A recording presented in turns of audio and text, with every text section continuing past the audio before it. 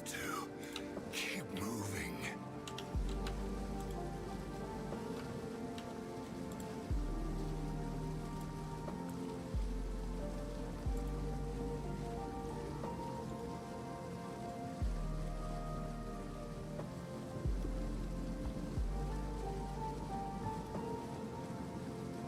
Hey, what's up, Shane? How you doing?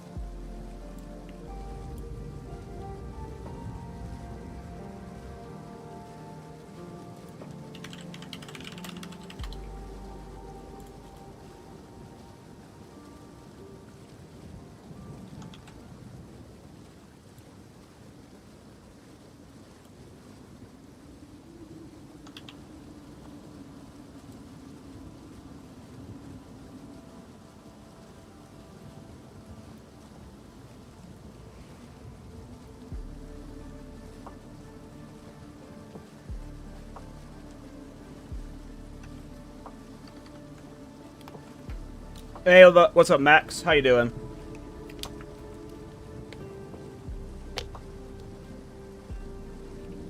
Hey, what's up, Dr. George?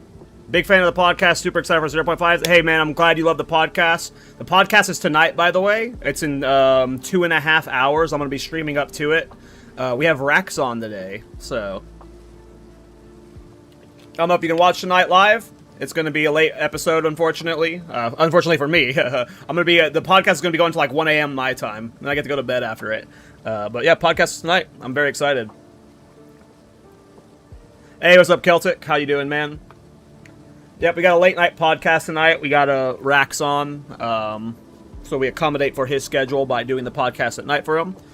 You know, whenever you have guests from all over the world and like different stream schedules and stuff, you know, we try and stay consistent with the podcast, but sometimes, you know, you just got to reschedule. Like sometimes we have episodes that are like at 3 a.m. for Rabbits. Like I think this one's actually at like 6 a.m. for him or something. So, you know, sometimes it gets weird.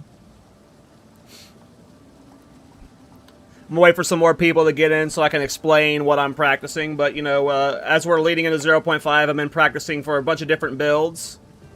And this is, you know, slowly rising on my list as a potential league starter. I want to say that at this point, I've hyped myself up on this build so much that right now I'm split 50-50 between league starting Chronomancer and league starting this build specifically. So depends on what the Chronomancer patch notes look like, but if I don't league start Chronomancer, it's very likely could be this build right here that I'm about to explain. I'm waiting for a few more people to get in before I talk about it, and then we're going to start leveling the character. What's up, Bricky? How you doing? So yeah, I've leveled a few prep characters. I did 2 Chronomancers. I did the Thorns character, and now I'm going to do this character. I'm just prepping stuff right now. We're just getting league start practice. Just to, like, to me, I don't need to get practice in the end game or even late in the acts. I just need to know how to navigate acts 1 through 3 with support gems for specific bow or, like, skill archetypes. That's really all I'm testing right now is, like, acts 1 through 3.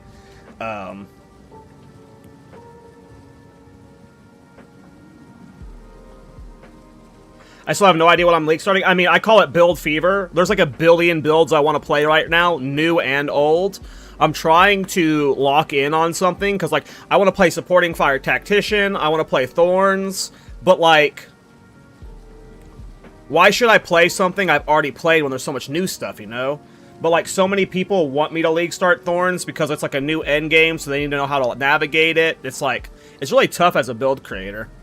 When does the league drop again? The 29th? Something like that. What's up, Philaris? So it's like, I don't know. I'm really overwhelmed on what builds to pick every league.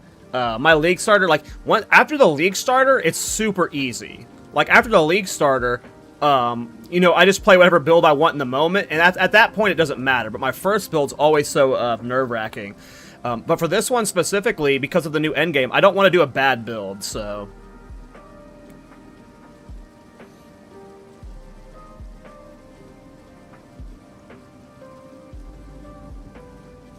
Supporting fire, thorns, Ironbound tactician.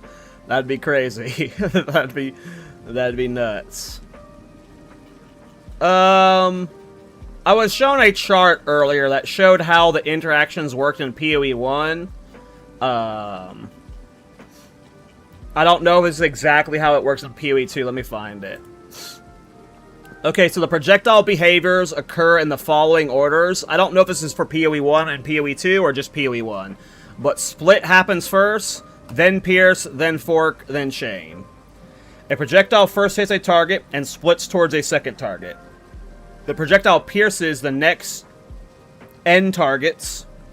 If a projectile can pierce indefinitely, further behaviors will never activate. Terrain cannot be pierced. The next target on its path that does not get pierced causes the projectile to fork into 2 projectiles. The forked projectile can then chain n number of times until no valid targets remain or chaining is exhausted. So there is an order of operations to it. It's PoE. It's complicated.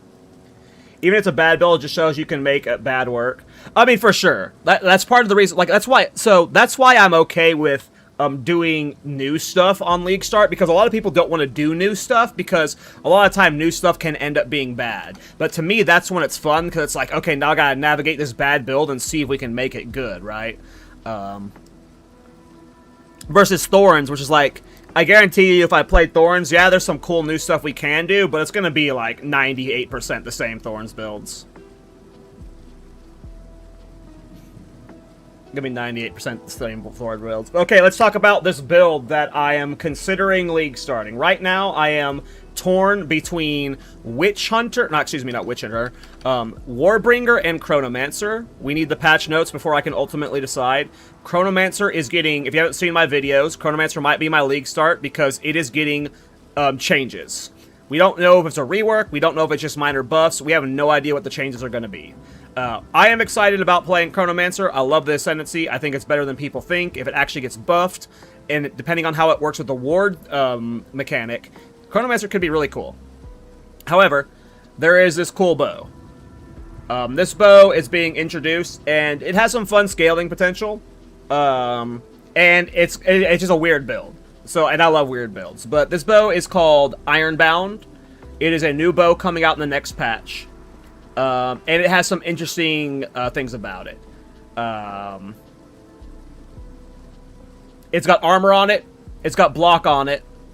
It has 5% increased block chance per 100 total armor. So you can scale your block chance off of your armor.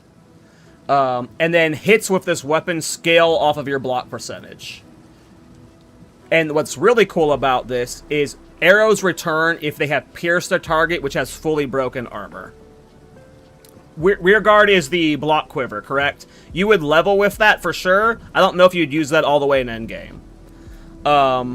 So, looking at the math on this, with Warbringer using anvil weight, you can get to 75% max block. This is the highest max block you can get. And then with anvil's weights, you basically don't have to worry about breaking armor ever. So you should be having this arrows return pretty constantly. Which essentially just doubles your DPS. Like every projectile you do, it's going to go through the enemy and then come back and damage them again. So let's just say you're bossing and you snipe the boss. Snipe's going to pierce and then come back through and damage them again. And looking at the numbers on it baseline, it doesn't look too impressive when you scale it off of the max block of chance. However, you can upgrade low-level uniques to a higher base. And in the Thorns Discord, when we looked at the one example they gave in the Q&A, they showed a talisman, and it upgraded to level 38 and had higher DPS. But when you look at it at level 38, it's not scaled to a level 38 base. It was scaled to a level 78 base. Scales the level 78 base. So that level 38 upgraded talisman was actually doing, like, you know, a mid-tier endgame rare damage. So if you applied the same to this, if you upgrade it to whatever it upgrades to level-wise, scaling its base damage, and then you add the block chance to that, this bow actually ends up, and then you take into account the DPS increase of it going through and back. This bow, on its own, ends up being a competitive bow with a lot of, like, the high-end DPS, like, mid to late game bows, minus not having the projectile skills. This bow is probably not going to be god tier in comparison to, like, bows out there, but I can almost guarantee you this bow is not as bad as people were saying day one. It will have very good DPS. And that's without including stuff like potentially doing it on a Titan with Bursting Decay and stuff. So, and like any new changes that like could change up the meta for like block stuff. But I think the effect arrows return if they have pierced a target with fully broken armor, it has a lot of potential with both snipe for single target and spiral volley for AoE. If you guys remember my old bullet storm build, it was just projectiles flying everywhere on the screen. It was crazy. That was because it was like ricocheting all over the place and like, you know, bouncing off of walls and stuff. This won't look exactly the same like that, but with doing spiral volley, with arrows piercing and then returning, it's going to look pretty freaking cool. I think it'll definitely have the damage to clear in late game. Will it be competitive with rare bows? Like, you know, your standard Fub Gun Blaster build? Probably not. But I think this build will be good enough to clear the end game. And it sounds fun, because I'm thinking about going Avatar of Fire. So you add all this together right here that I have on the screen. Let me turn them off now. But then you go Avatar of Fire, right? So you're doing fire damage. And because you're a Warbringer, all of your damage is still breaking armor. So it doesn't matter if you're doing physical damage or not. Avatar of Fire will still break armor. But then you take Molten One Gifts, which is a build I've been wanting to... Like, I've never made a Molten One's Gift build, and I've been wanting to, like, since Molten One's Gift showed up. But it makes fully broken armor also apply to fire damage. So this makes your fire damage essentially benefit from armor break. And then you can add stuff like elemental resistance, stuff like the curse, or exposure. So you're only benefiting from elemental damage stuff, but you're also still double dipping from the armor break. So there's a possibility that I'm doing like Iron Ward, Bowbringer, Avatar of Fire. So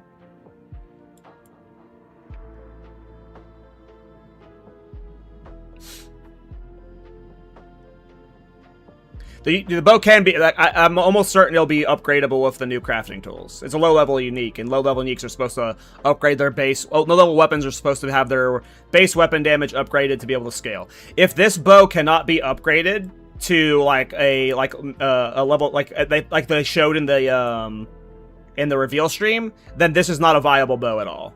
With the scaling this has, at this current level, it does not scale to endgame.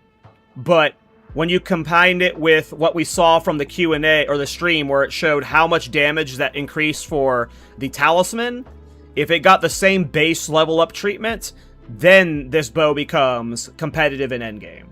But as it is right now, without any upgrade, it is like, this is bait for sure. Now, without upgrades, this is without being able to upgrade it with the League mechanic, as a leveling bow, this bow is very good. If you're a Warbringer in Act 3, you have your second ascendancy points to where you have the 75% max block chance, and then you get the quiver rear guard, which gives you... Let me see if there's any on the trade right now. I'm on the DM League, so it might not be. Yeah, rear guard. Rear guard gives you a bunch of block chance and some armor. At Act 3, you'll be pretty damn close to 75% block chance if you've got a good amount of armor. And this bow will be fucking pumping in Act 3. So just like with ignoring the Kalguran upgrades, this bow will be a good leveling unique. But if like we did Zeph did the math in the Thorns Discord, like rough math. If this gets the same treatment in terms of upgrades, this bow will be a good endgame bow. A good enough endgame bow to clear most of the content. But arrows returning, if they have pierce, like, this is just so much boss damage, like... Hey, what's up, Fink?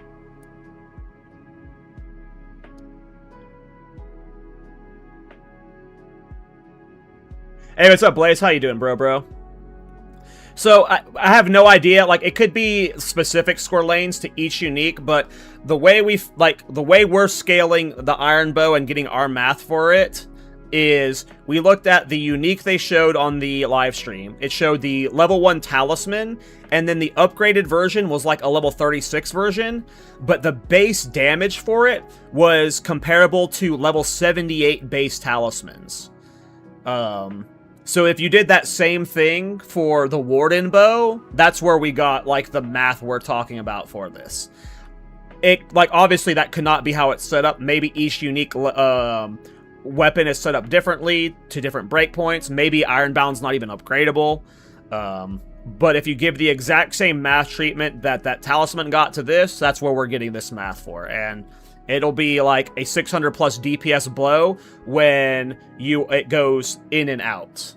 Like, baseline, it's like a 325 DPS bow, but that's without taking the fact that when it pierces, the arrows return. So if you're taking into account the double hits, it's like a 600-ish DPS bow, which is really good DPS for rare bows, but rare bows also can get +5 projectile skills.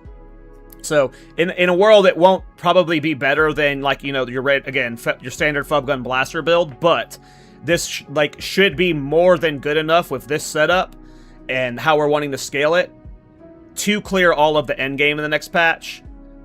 But again, if you can't upgrade Ironbound, right? Like, just say this is for some reason you can't increase its level like you can the other weapons, then it's like a dead build, It fully depends on if it gets upgraded.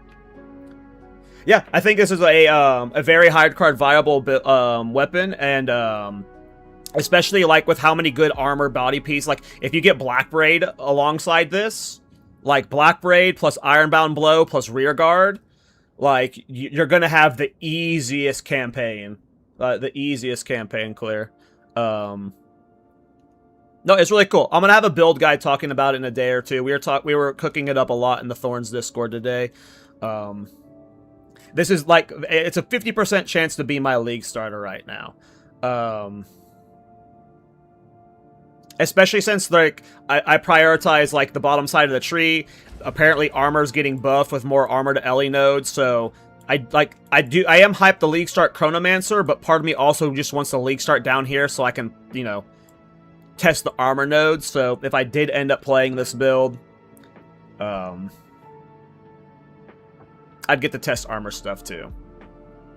Would Storm Color be arrow good too? It hits. I have no idea what skills would be good, to be honest. I'm new to bow builds. Part of the reason why I'm doing this test run is to familiar myself with, like, what bow skills I would even want to play with on League launch. This on Witch Hunter would be sexy. So the problem, it functionally almost has to be done on Warbringer. I think the highest block cap you can get not on Warbringer was like 70% on a Titan. And it would require, like, so much investment from jewels and passive nodes to get that. Versus Warbringer, you just get Turtle Charm and you get the 75% cap. And that's where a lot of the damage is getting. It's like you get the damage from block chance.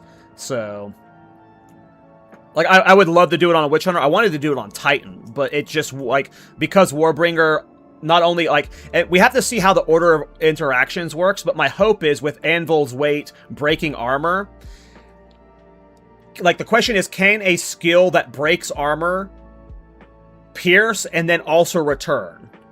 It's like, what's the order of operations? Like, does the armor break happen and then the pierce happens? If so, then it would return.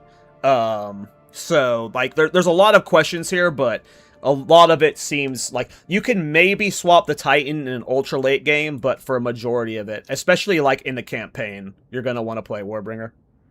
Warbringer gets armor break, right? Yep, that's why that's another reason to do it. I have anvil weight right here on the screen. 10% of damage from hits is breaks armor, which allows us to potentially go Avatar of Fire to break armor and then benefit from Molten One's gifts. So it's like very much this bow was designed for a Warbringer. And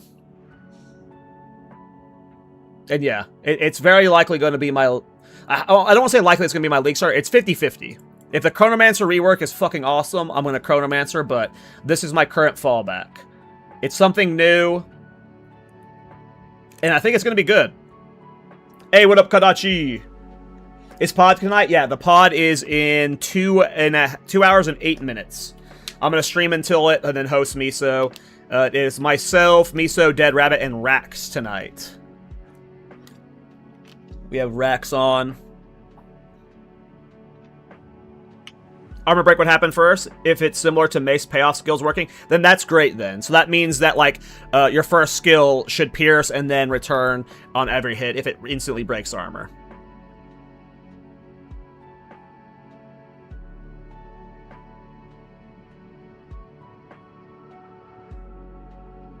Yeah, I like Rax. It's funny. This is Rax's second time on the podcast, and I went and looked back at our old episode because I wanted to figure out like stuff I had asked him. And for some reason, I thought that he was on during the Abyss League because it had been like almost 5 months since he was on. But then I realized when I went back and watched the episode, he was on our podcast when the Second Win Private League happened. And that was 4.5 months ago. That's how long Fate of the Bow's been. It feels like we haven't talked to him in forever, but we're still in the same league.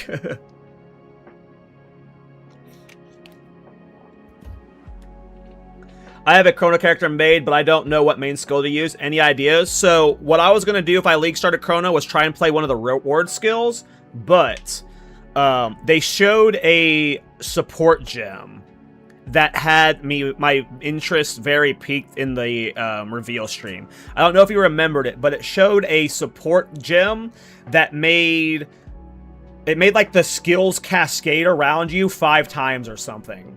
I forget where it was in the reveal stream. Looking at the tags on that, it looks possible that you could put that in Flame Blast. So it's possible if none of the ward skills worked out, I was going to be trying to do some Chronomancer Flame Blast skill using that cascading support gem. Which would have been fucking crazy looking. You just have like 5 Flame Blasts going off on screen. But, you know, it's hard to know without patch notes. Kadachi, I think Zeph in the Thorns Discord is the one that recommended me. Because I don't play bow builds that much. I've played one bow build. It was my Bursting Decay Ritualist this league. So I'm not very familiar with bow skills. And Zeph told me he thought that it would be best to either use Snipe, Spiral Volley, or what you just said, Tornado Shot. I have no idea. We're going to try a lot of stuff, but I don't know. Like, the more I theorycraft and, like, think on this build, the more excited I get for it. There's, like, a few variables that are scary, but, like, I'm very tempted to league start this. It's very likely to happen. I'm not sure, but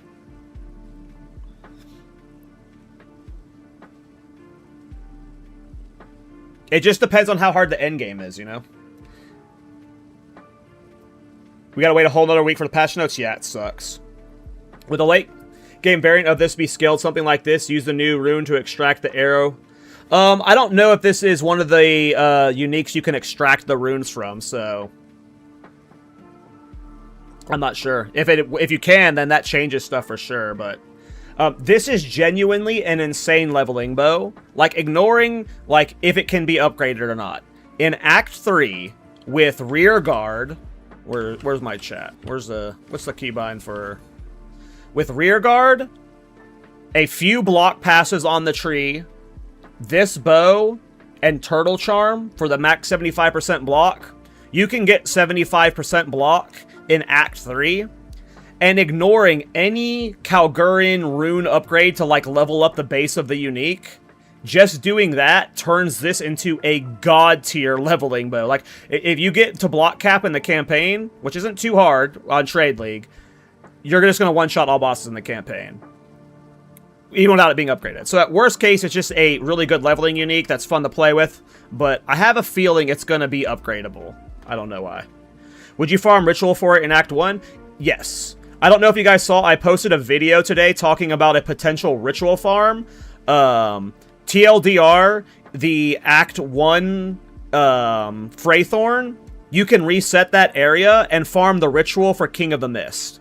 And if the Act 1 Ritual gets the unique item effect, there is a pool of 97 uniques that will be spawning in that Ritual. And you can... We don't know, Blaze. That's like, we don't know. But to me, it would make sense that if you were to change the endgame to have it to where it's only uniques, why would you, like, have that be different from the campaign? My assumption is that it would apply, but we don't know. Well, in my video, I talk about how it's just an awesome thing for solo self-found. It's not that OP because it's would only be level 11 uniques and lower, but for solo self-found hardcore, I think that'd be an awesome thing to add to the game. You know, you get to farm like Blackbraid and shit, you know, early on. And the point I made in the video is specifically because this league has a lot of stuff involving uniques and leveling up uniques. I think if like this league is a good league to like test this out with, right? Like it would suck if you got to like level 30 and it's like, here's the quest to upgrade a unique and you don't have one, right? So like, I feel like it's very likely that it, you know, it makes sense to me that it's coming to the Act 1. Now, they could change it to where you can't reset it and farm it once you've completed the quest. That is something they can make it to where you can't farm it. But I definitely think that's going to have all uniques for sure. But yeah, there's like Eat Painter's Glove, Ghost Wraith, Blackbraid. I mean, I did a bunch of lists. Like, you have freaking, like, multiple bows. But if it is farmable on League launch, I will be resetting it in Act 1 until I got Ironbound for sure. For sure, because that's what I want to, if I was League starting it. But you also have, like, boots and stuff that are good. Multiple, but like, there's so many good low-level uniques that you can get from it. But it's all speculation, you know. It's all speculation. Do you know if a node says increased weapon with two-handed weapons, does that count for staffs? I don't think so. I have no idea, though. I've never tried to scale a staff off of two-handed damage. I would assume no. Don't most of the two-handed nodes say attacks? No, it does say weapon damage with two-handed weapons. If it did, I would assume it would only scale the skill that's attached to the staff. So if you're using a Firebolt staff, I would assume this would only increase the damage of Firebolt, but I genuinely have no idea. I don't know. That's a good question. I've never tried it, so.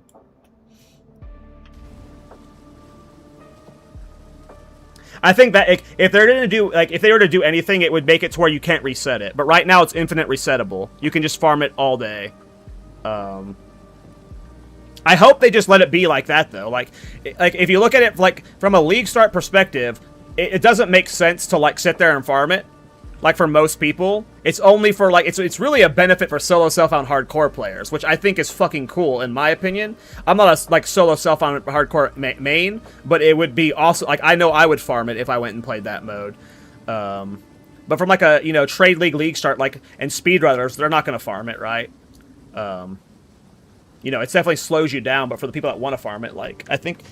And it's only low-level uniques, right? It's not like extra painter's gloves are going to make the one exalted painter glove market go down. That's the reason why I'm not playing Thorns, Blaze. I don't think people realize that, like, there's level 90 monster areas. Like, this patch is going to be rippy as fuck for sure. New bosses that, like... They added, like, a handful of new bosses in the interludes, and, like, half of them were bugged to where they were, like, overlapping AoEs and one-shotting stuff. Like, it's gonna happen again. I can't play Thorns. It's gonna be too rippy, you know? And, yeah, I agree. Hardcore might be too scary with, like, all the new bosses, you know? It's just... It'd be a lot. But yeah, this is the potential league starter. So what I'm doing today is I'm just practicing a bow league start on a Warbringer. Just to, like... I don't play bow builds. I don't know what they take. I don't know what skill gems I even would want to play with. So right now it's just like an Act 1 and 2 test. Just to see what skills I want to play. And like the path I want to take. I believe, someone correct me if I'm wrong, bows are two-handed weapons. Despite using quivers, they're two-handed weapons. So like stuff like this and stuff like this will increase bow damage. I'm like 99% sure. Yes? Okay, yeah, that's what I thought. So we do have options of scaling bows, and of course you have all the attack damage stuff in the air and stuff. Like obviously we can't take this melee damage stuff. That won't help, but same for crossbows. Yeah, but crossbows look two-handed because they take up the slots, but bows they share them. But yeah, let me get this shit off the screen and we'll start playing. But yeah, that would be the potential league start. And what's fun about it is it's a level 11 bow. I am sure I can get one before like the end of Act 2 at the latest. But like, if people know I'm league starting it and I'm like offering like all the chaos and exalts I have on me, I imagine I'll have one by the end of Act 1. And then the only like other thing that's like required to buy along the way, like, and this isn't even required, but like at level 32 you would buy this. And then this would be, like... those would be your purchases, and everything else is just, like... Obviously, you want to try and get Black Braid in every... But I'm guessing Black Braid is going to be expensive on League Start. Black Braid is already, like, a cracked unique. It's one of the best leveling uniques in the game. So I assume this is going to be more expensive on League Start. So just armor stacking outside of, like, getting the bow and getting the quiver. So, yes, Kadachi! There's some stuff... God damn it, Kadachi. There's some stuff I'm trying to hide, sir. There's some stuff I'm trying to hide, sir. and you're spoiling shit. Get it together, man.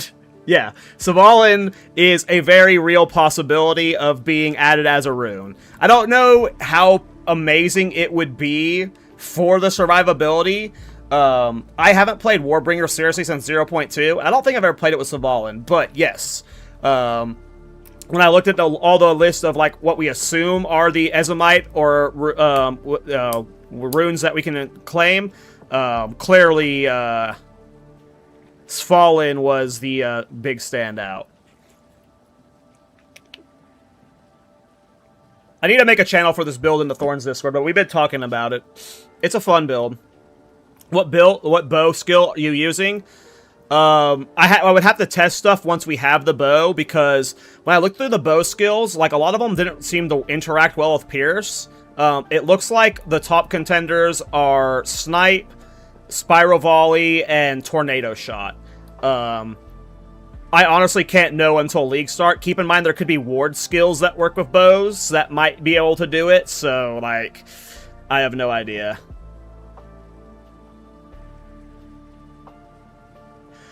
I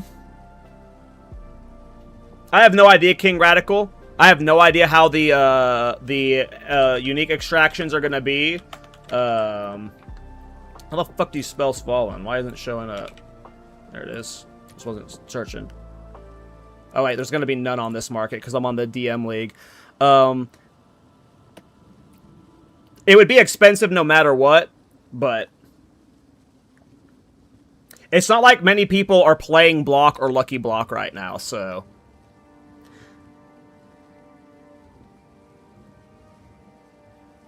Didn't they say the rune for the unique can go into the same type of gear? I have no idea. If that's the case, then you wouldn't be able to do it on this build. So, if that is the case, I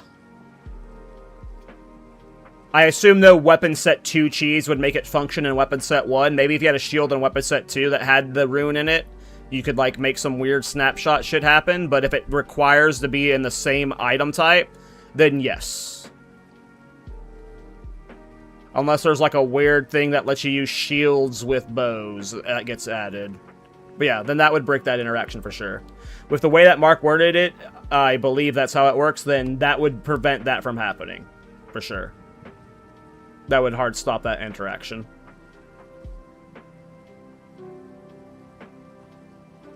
Well, you already get that Mandrake as a Warbringer. Turtle Charm, that sets my maximum block chance to 75%. You get that 20% damage taken from block hits. So you already get that. I mean, yeah, that's like the plan, right? Blaze, it's just like Giga armor stacking, you know, like, I feel this build is going, like, as long as Ironbound can be upgraded, it gets the base upgrade treatment that they talked about, this will be a good build. That's, like, the only real question mark. Will it be as good as, like, a standard rare bow on a Deadeye or something? No. But will it be good enough to clear the game? For sure. So, yeah, I'm pretty hyped to League start it. If that's what I decide to do. It's also been a while since I played Week. Well, we were just talking, like, the one I had been thinking of the whole time, we talked about this in the Thorns Discord a few days ago, was Fallen with Lucky Block, but I just found that that wouldn't work. I would have to, like, apparently you would only be able to put that rune inside of his shield, so I'd have to re-look at the list and, like, rethink it, but my original plan was Fallen for Lucky Block, but apparently that won't. Based off of how it was phrased, that shouldn't be possible.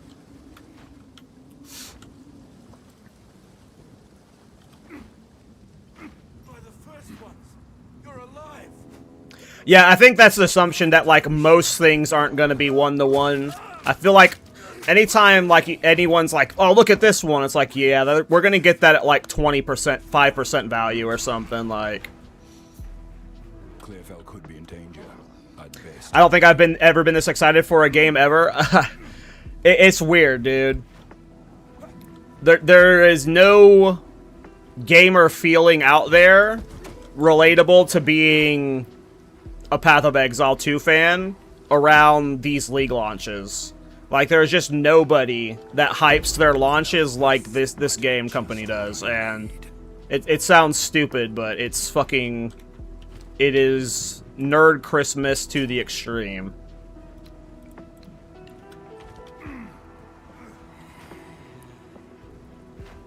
Like, if you would have told me that they would have reworked every single base mechanic months ago, I'd have been like, ah, nah, that's cap. They'll probably rework, like, Breach and give us a new League mechanic or something.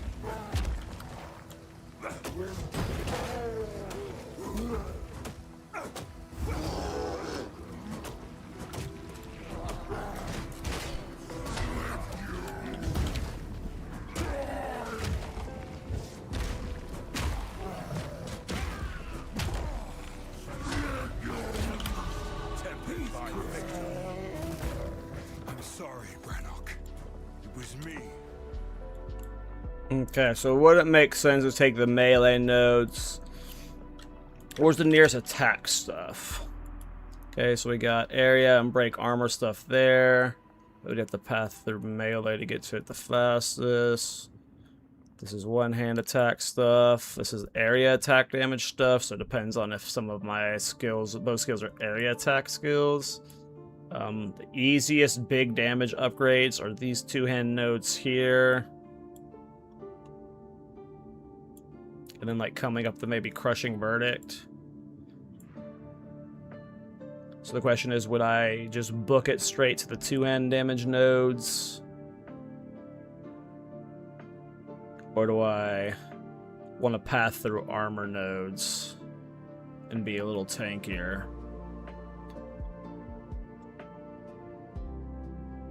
It's not many nodes to get all the way here. But I think on League Start, I'm going to take the armor nodes. Especially if I just have the bow at level 11. It'll be helpful to have those armor nodes by that point. Yeah, exactly, Blaze. I think that's... And it's like, you know, only a few extra points. Cut through here. We also can get this 12% block chance for whenever I'm going the bow as well. So I think, yeah, path through here, come up here, get single purpose, and then potentially I need to actually go do the math to see if it's better to like come down here for the attack speed stuff, or because overwhelm is a lot of damage. Like there's a lot of two-hand damage note, right? Because what is this, 90%? Two-hand damage right here. But that is a handful of nodes to get there. There's also like more armor nodes we can get down here and here. I also have to see how the new tree looks too, because there's all the armor applied to Ellie editions, so that might like just completely change up the tree. Yeah, we wouldn't take those. Yeah. This is a interesting bow because it allows us to scale our damage off of both armor and attack damage. So, like, once you have the bow, it's just kind of weird. Like, until your armor cap, or until your block cap, it's just kind of like, well, every armor node is more damage. This will be a... Oh, man. This might end up being my League Start. Fuck. This is a fun build. I kind of, like, just want to play it because I feel like it would just be a fun journey from level 1 to, like, you know, clearing the campaign. What would I play first? I mean, if I'm playing a bow from the start, I don't know if I would play Poison Burst. Lightning Arrow. Probably go Lightning Arrow. Multiple nearby targets. Lightning damage has a chance to shock. Lightning rods. You can start Rod. I mean, I can try Rod.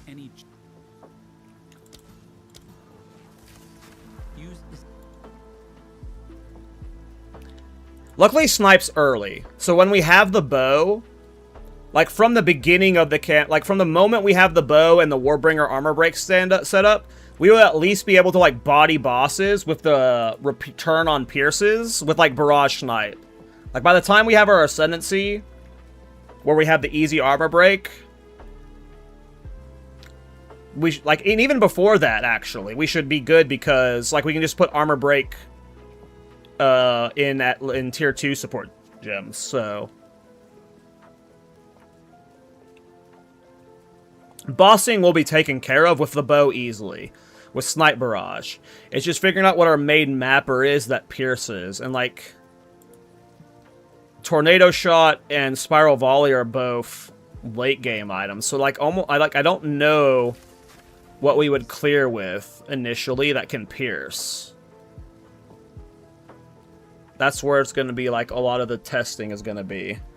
If we want to use the bow's effect, because we don't have to abuse the bow's effect for everything in the campaign when clearing.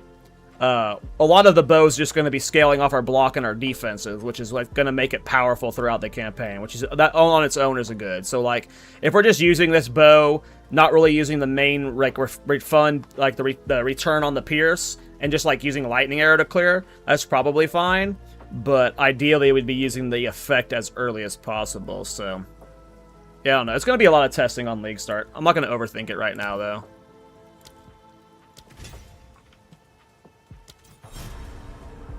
Stick to the carrots.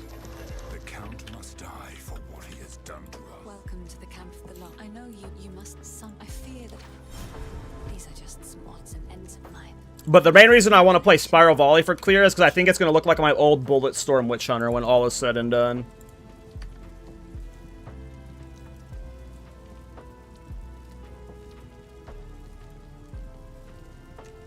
Possibly King. It could be. Stay safe, if you can. We will survive this. I swear it. Oh yeah, I did buy this off of the Trade League. This was one Exile. I can use that later. It'll somewhat simulate the bow that I'll have.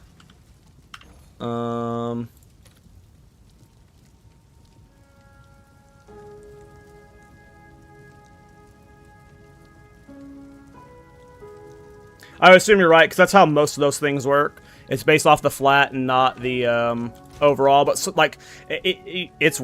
I would assume that is how it works, too. But you never fucking know with this game, you know. But I would guess, yes, you are correct. Who knows what prizes await? Enjoy. Yeah, sure. I'll take it off your hands.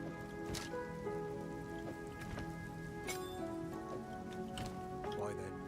He lives up to his reputation. Yes, there are skill gems that can make them pierce. Yeah, hey later, Blaze. Have a good night, man. Thanks for stopping by, dude.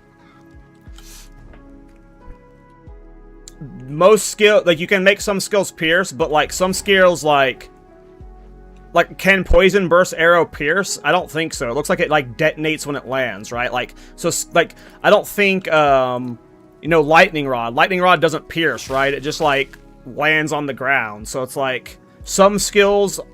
I could be wrong, but I don't think some skills can, like, even functionally pierce. So it's like, you can't, like, those are just, like, automatically off the table. And I don't know what those skills are, you know?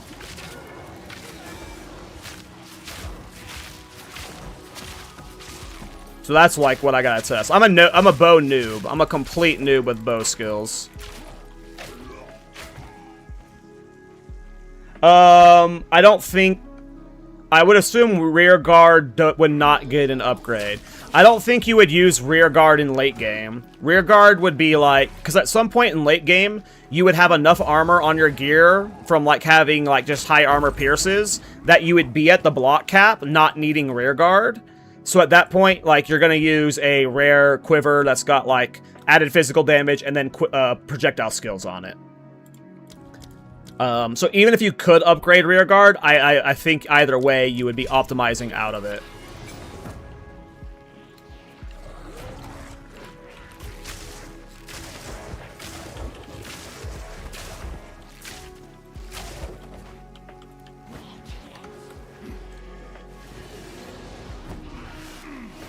It's hard to play any other games right now? Yeah. Guys, I'm still playing Fate of the Vow. Like, come on. That's not okay. Bow Warbringer sounds good. I think it's going to be really good. It might be my league start. Depends on the Chronomancer rework. I'm pretty hyped about Chrono, but this build's, like, been very fun to theorycraft up, and it's starting to look like it has the potential to full clear the game. So, I'm very tempted. And because it's new, and, like, it's not just new, it's a cool build. Like, it's a Bowbringer build using a very cool unique. So, like, it's even more appealing. I also haven't played a Warbringer since 0.2, so...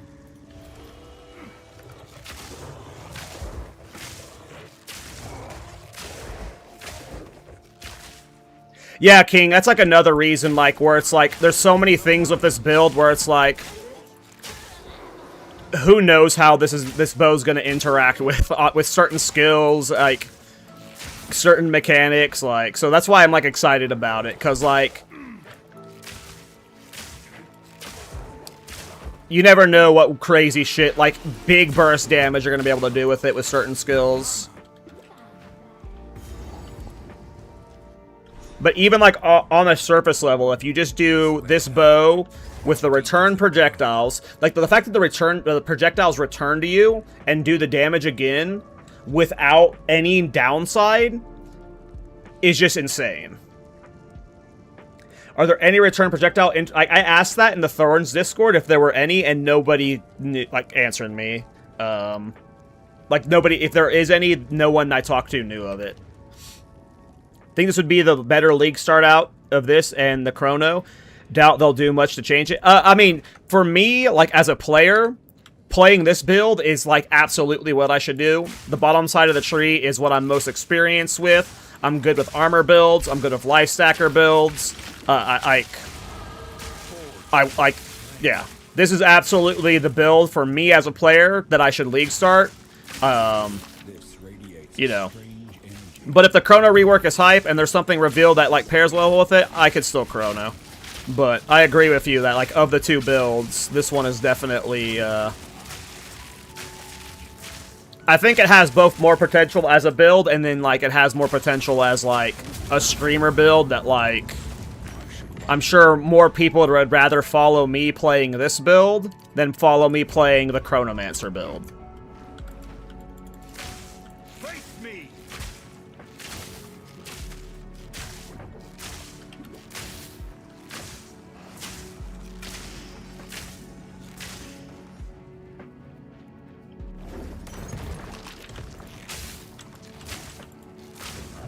And like I said earlier, I love armor builds. And I'm excited about the armor applies the elemental changes, so...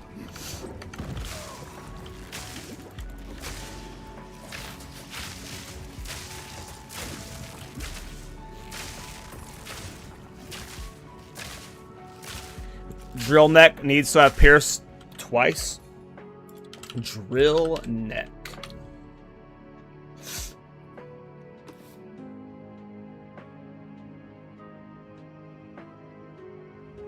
Oh, it's 2 times with the best roll. The low roll can roll up to 4 times. He has to pierce 4 times before it can return. Sheesh. Yeah, that sucks. You know, at some point, I'll probably buy this quiver on a high-level character and mess around with the interactions, but even then, like... because of the bow I'm going to be league starting has the added effect that it has to go through fully broken armor. There's an extra layer of testing we have to do, like, to make sure that, like, can the armor break, if the first shot breaks the armor, does that also count towards the return? Like, there could be so much that throws it off that, like, it's going to be a weird test for sure.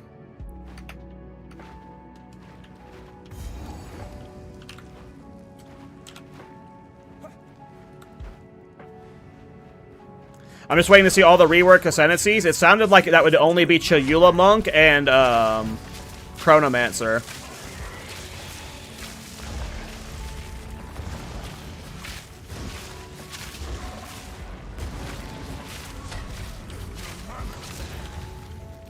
I should have looked up a damn bow build, the leveling build, before I started this. I have no idea what support gems you put in this skill. Guessing elemental armament or something.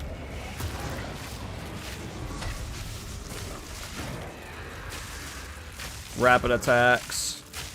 Probably the normal attack bullshit.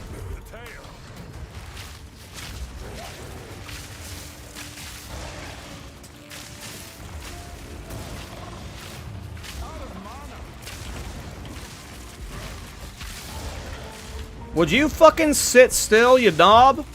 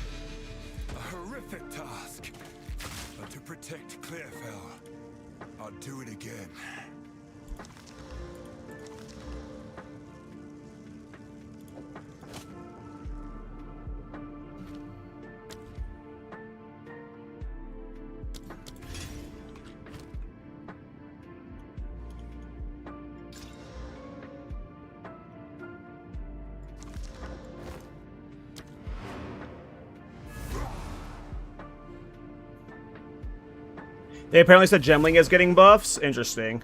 Yeah, another build I wanted to league start, by the way, is supporting Fire Tactician. You know, that's another one pulling at my heartstrings, but I feel like I have to league start something new. Like, I don't want to league start stuff I've played before, like Thorns and stuff. Like, I think it's a new patch. A new character, a new build patch. For the first build, at least. The craftsmanship, it's exceptional. I like this one. Actually, I have good gold right now on this already.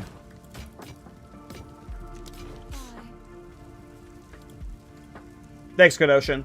Thanks. Perfect, perfect, perfect. Oh, hell yeah, Gadite dies. Love me some Guy.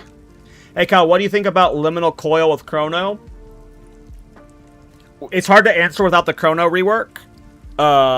Because we don't know what's happening with the curse stuff with Chronomancer.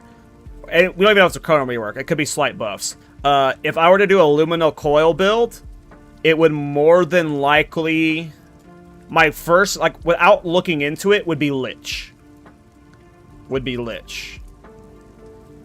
Unless you can't increase the area of effect of Blasphemy with Lich, what you would want for Luminal Coil is something that maximizes the area of effect of Blasphemy to where you're getting as off-screening enemies with the curse. And my first guess would be you would be doing that with Lich. So Chrono could be good for that. I have to wait to see the rework, but if we're talking about what's best, my hunch would be Lich.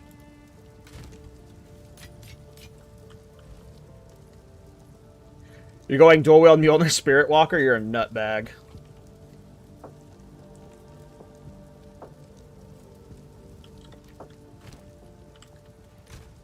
I don't think you can get Living Lightning this early. Can you?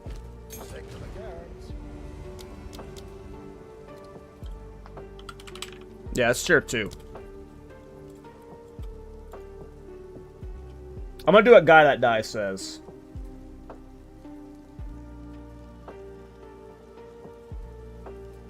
Rapid attacks. Interesting. Interesting. Yeah, that makes sense. Yeah, that just makes sense. As much raw damage as possible. That makes sense.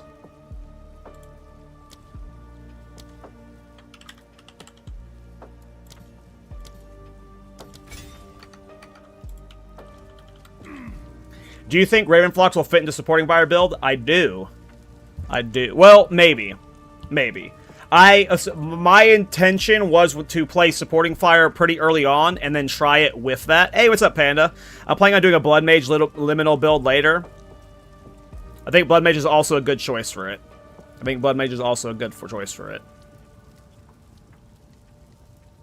At this point, Panda, I equate you with curses. You are the curse god, in my opinion.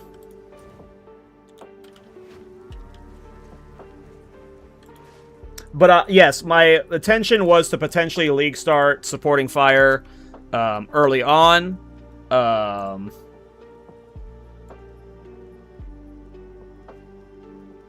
I wanted to test the Raven's Flock with it. In my opinion, and I hope this doesn't hurt anybody, I know people get attached to builds and ideas and stuff. I think that shit is bait. I think that shit is giga bait. I think it is beyond bait. But I do think it would rarely work in supporting fire tactician. You do want to get like Trench Timbre for minion skills and stuff, ideally. But if you wanted to slip it in, you could, because like you're double dipping on minion stuff, you know. Because you're scaling supporting fire with minion stuff. You have the command skills for both of them. Did you see the Righteous Bait video? I did not. Who made it? But I weirdly do think that, like, if you wanted to use in supporting fire tactician, you could at least try it out. You know, I was thinking of trying it out, so. But if what's best, will it be better than the normal stuff? I assume, no. You're still gonna want, like, a Scepter with Trench Timbre. More than likely. Tactician feels unfinished to me. Agreed. It's been many years. Does the witch still live here?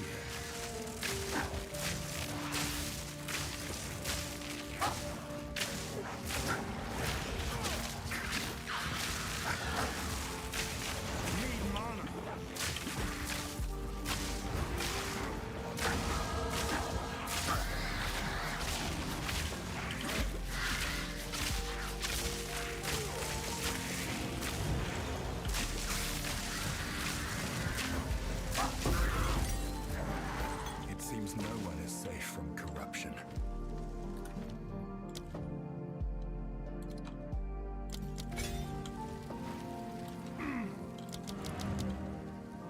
It was Captain Lance. I love Lance. He's coming on the podcast soon, by the way. We haven't locked in the date. I think we're trying to get him on. I haven't asked him and locked in the date yet, but last time I talked with Miso and Rabbit, we said the ideal date we are aiming for would have been the day before launch. So we're going to try and get Lance on the day before launch. He's been on the podcast before, and he said he's down pre-launch. We just haven't locked in the date yet. Do you think Monk Hollow Palm is finally going to be as good or better than Quarterstaff in late game? I have no idea. I'm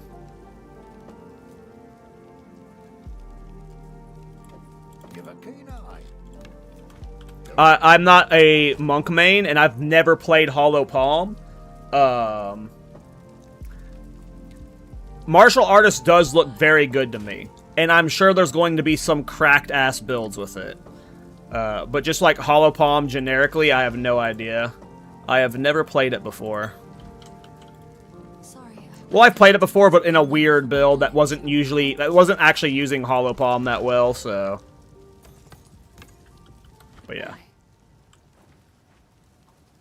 But I agree with what Kadoshin just said. Hollow Palm should never be better than a weapon build. Like, that just doesn't make sense.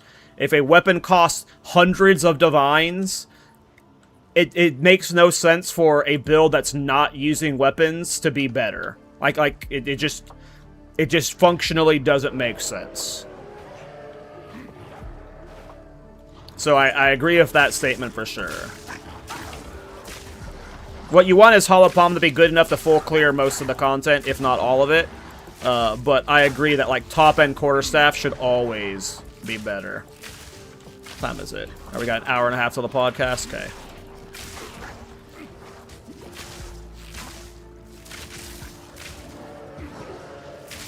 What are the first 2 points I should use under Chrono? Are you talking about the Ascendancy points? If so, I put it into that bullshit rotating area of effect and cast speed thing.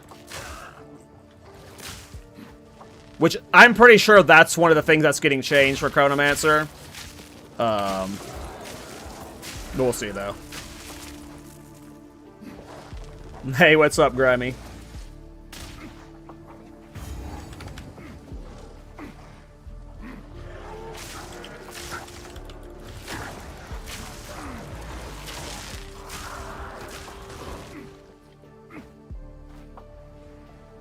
But yeah, I hate those, like, I hate pendulum things.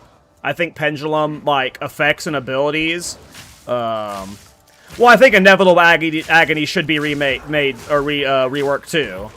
You know, both can be reworked.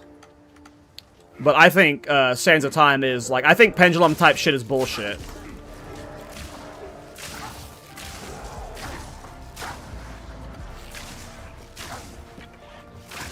At least how it's set up is just very boring. It's just like it alternates between the two, like,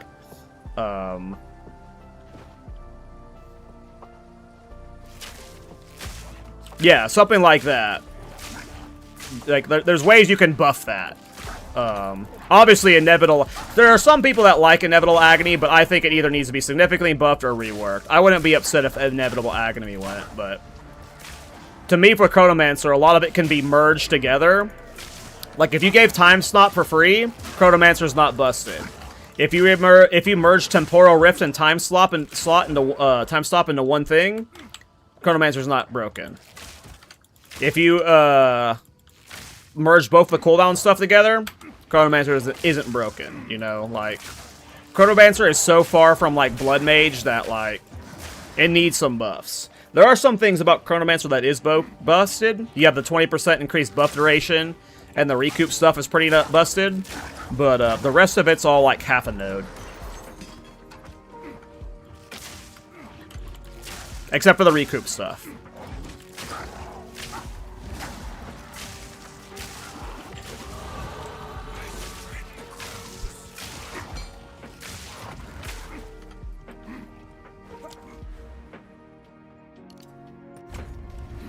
I'm sorry, Chrono and 0.5. Right now, it's 50-50 between Chrono and Warbringer for me. The patch notes will decide what I'm league starting. I gotta see what the Chrono changes are. Like, I'm getting myself hyped up that we're actually getting some, like, cool buffs for it. But if it's, like, you know, minor tweaks or, you know, you know, changes I don't like, I won't end up on it. They should... I mean, for me, I have no idea what I'll be playing on Chrono. My hope is that... Hey, night, Yeti. Have a good night, dude. My hope is that with Chronomancer's Temporal Rift, it rewinds your ward.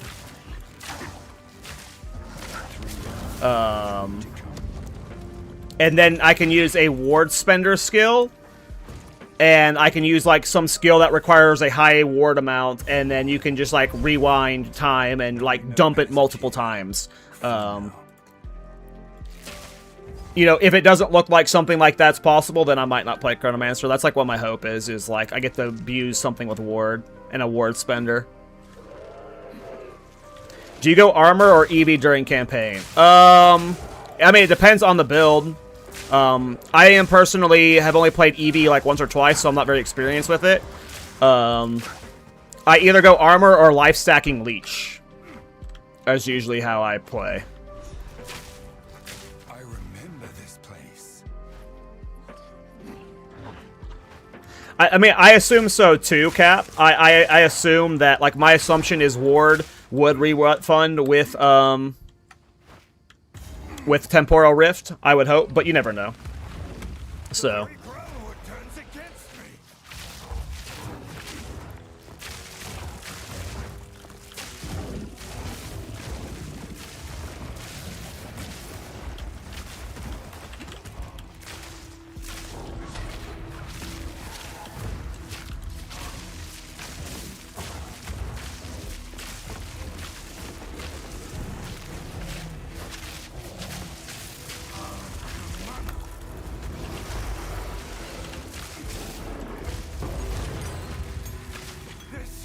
This can't go on.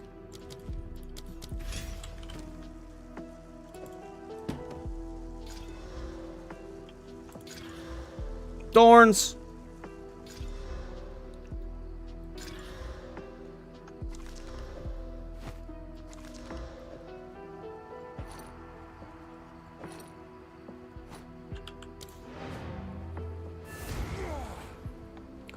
Why warrior and a bow? Because I'm going to make a build with this new unique bow. And it's basically made for Warbringers. Hope his leech is not super gutted. I mean, that's another reason why I'm not willing to league start Thorns, is Thorns' main defensive layer is leech. And, like, just without understanding how it's going to impact the Thorns playstyle, it's just, like, another big, like, we're getting a reworked endgame that's supposed to be harder. And Thorns already kind of struggles with the endgame, so, you know. You know.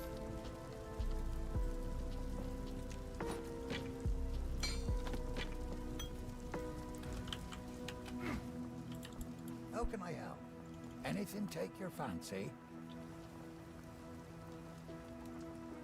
Battle pack till next time.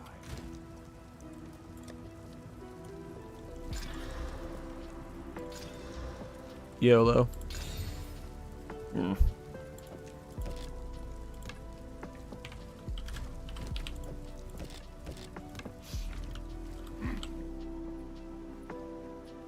Thanks, Darius. Yeah, I figured it wouldn't, but... because spells work differently than attacks. But you never know.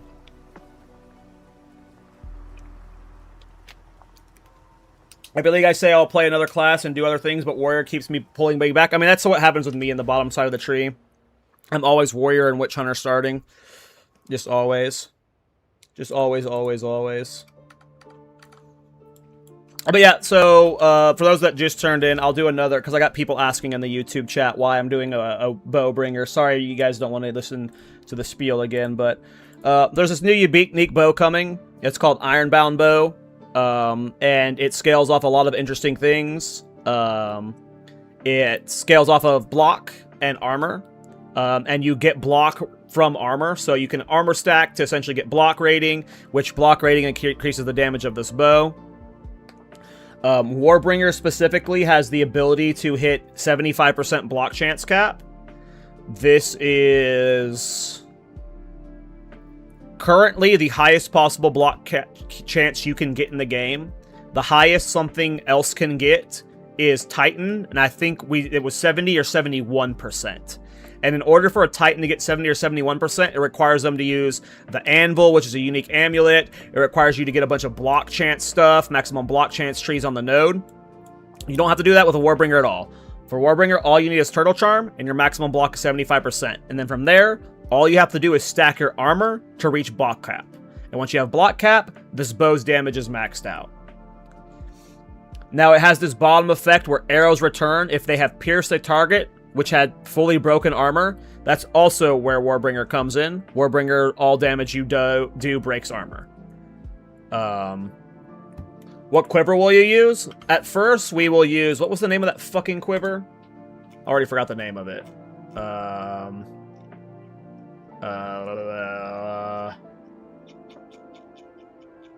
Like, in late game, you would use a rare quiver with added physical damage and, like, projectile skills. But for the campaign, you would use rear guard. Yeah, rear guard. It gives you block chance and armor on it. But the way the effect works is, when you pierce an enemy with fully broken armor, the shot attack returns. And the rough math we did based off the Thorns Discord, where if this bow was potentially upgradable with the new Kalguran upgrade system, and you had max block chance with no additional added physical damage to gloves or rings or anything, it was a reasonably good DPS bow. There's a lot of question marks with how it interacts, but as long as it's upgradable, this bow is really good, and its best potential is on Warbringer, by far. Because like I said, Titan can get 70%, but it requires so much investment that the Warbringer doesn't have to do. So the Warbringer is just scaling defenses and damage. So, yeah, that's why we're playing a bow Warbringer. There's a lot more, like, beyond this that we're theory crafting. I'll have a full build guide up at some point if we decide to league start it. But that's why we're specifically practicing warrior bow right now. But wait, if we can upgrade the old unique, what do you think other unique will be good? What do you mean? I'm not sure I understand the question. Like, other uniques would be good for sure. This bow is literally only good in, like, a Warbringer build, so, you know. And I guarantee you this bow's not better than, like, a Pathfinder Bub Gun DPS build. So, yeah, that's what we're practicing for, is if in case we league start this build, we have an idea of how to play warrior with bow from, you know, Act 1.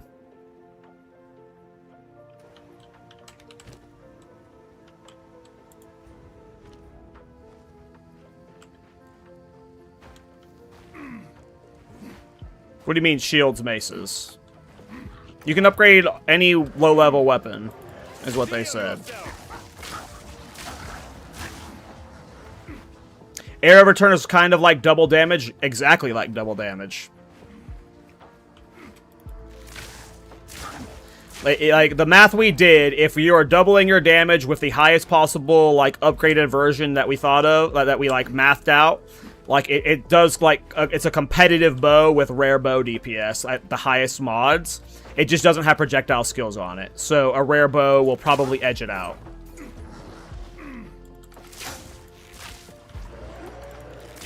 But again, this is all, like, rough Thorns Discord math that was, like, not rushed, but, you know, quickly done and without any patch notes or real information, right? Like, this is all, like... but also keep in mind, like, there could be some really weird interactions with how it pierces and returns where it, like, more than double dips. So, like, who knows what this bow ends up becoming, but I'm confident it will be good enough to do most of the game. Maybe that's wrong, though.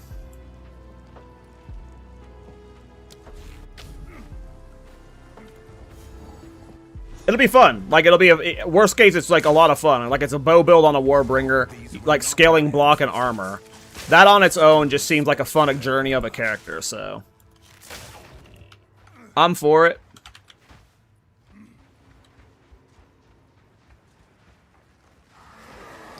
I mean, it's just tough, Meshul, because, like, any attack weapon that, like, I honestly believe like that setup would work to an extent, and like most setups like that would work to an extent. But when you get to like the ceiling being raised this patch, they showed level 90 monster area in the reveal stream. And like I just if the content ceiling is actually higher, more often than not, a rare weapon will always outscale a unique weapon. But will all the rare unique or all the unique weapons be good enough to like kill all endgame with like 1 to 2 minute boss fights? Probably, for sure. But some people, you know, they want, you know, 5-second boss fights, and you know, you're not going to do that with some of these uniques, you know.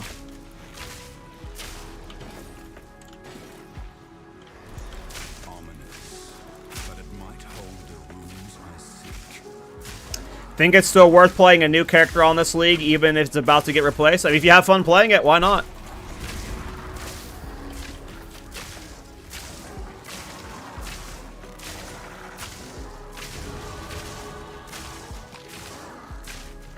The game's fun to play in the moment, so play it until you stop having fun. Don't burn yourself out at all.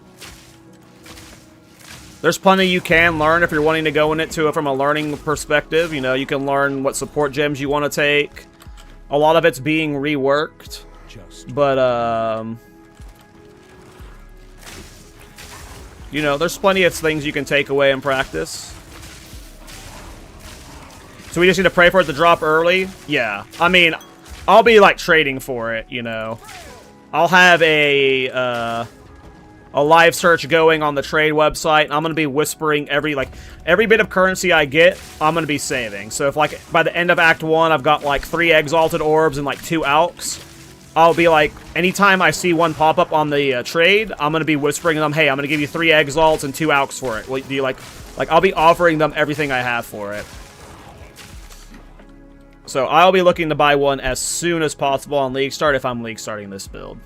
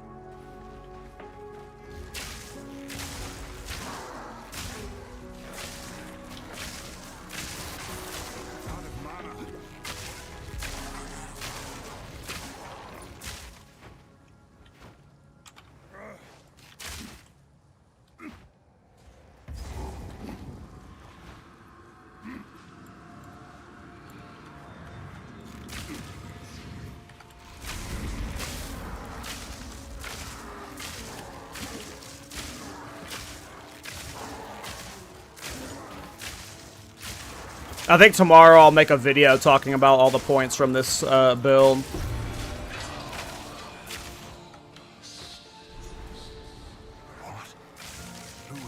How many days till the patch notes? Are we close yet?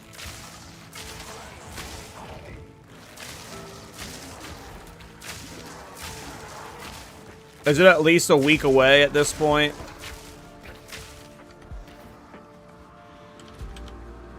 I'm killing way too much shit.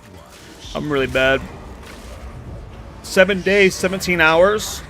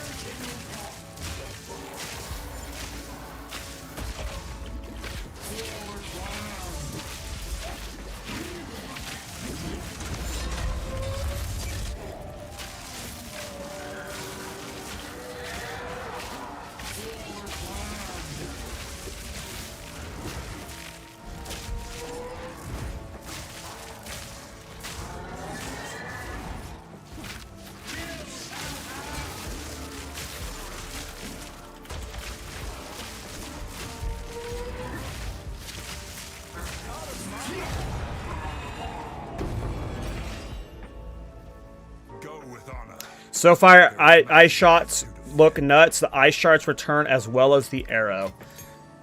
Okay, that is a very high contender then for something getting tested. For some reason, when I read ice shot, I was like, huh. Like the shard, like all of these things, I was like, oh, okay, they do like shatter effects or like splash effects, and the splash wouldn't return. But if ice shot, the shards return with the bow, like that becomes a prime contender. For clear versus spiral volley and tornado shot. Just doing some testing. You can force projectile return with drill neck using ice wall. Oh, cool. Cool. Yeah, I'll definitely test stuff later then.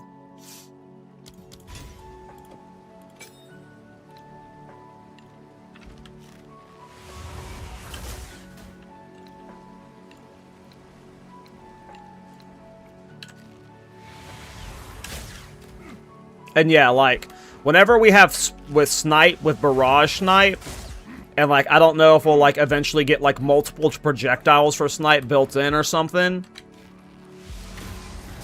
Snipe, piercing, and returning is going to be like fucking crazy damage. Snipe is already capable of like one-shotting bosses, and you're going to have it double damage, like, that's fucking awesome.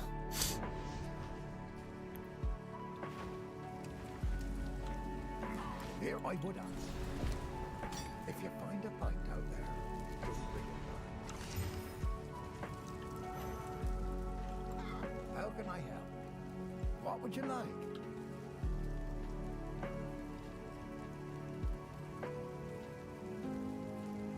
Warrior's the best, Marshall. You can always make the best builds with Warrior.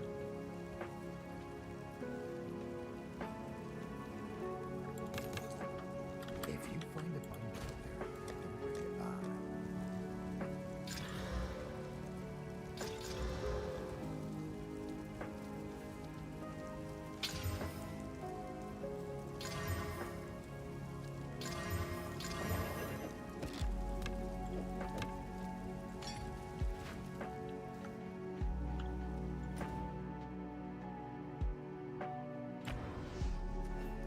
Not practicing Chrono? No, I got all the practice I want. Like, I'm not trying to, like, burn myself out and, like, do endgame pushes. I need to, like, all I needed to refresh myself on for most builds is, like, how to do Acts 1 through 3. Because, like, the initial skill choices and initial support gems really matter, or you can, like, kind of fuck up your build and your, like, progression. So, like, I'm mainly just practicing Act 1 and 3, and I did like 4 runs on Chronomancer for Act 1 and through 3, and like I feel pretty good on it. I have like 2 styles I would play, either Frost or Fire, and I felt like pretty fine with both. Frost was definitely the best, I think, but yeah. I don't feel the need to practice Chrono right now, so I'll practice Chrono more after we have patch notes, and I know if I'm league starting it or not. You think, oh, I like this one.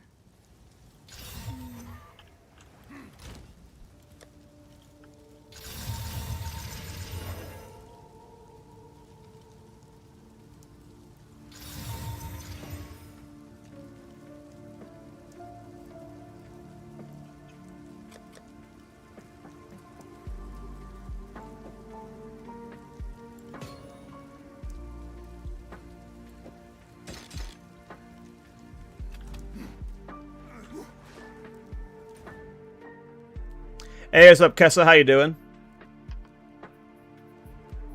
Yeah, I mean, weapon upgrades can, like, easily double your damage, Jimmy. Like, weapons, especially in late game, the amount of power you can gain from both gen levels and just, like, added physical damage and stuff is crazy.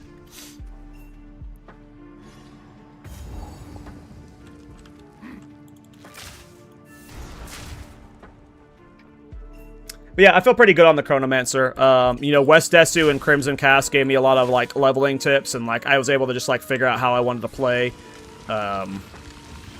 You know.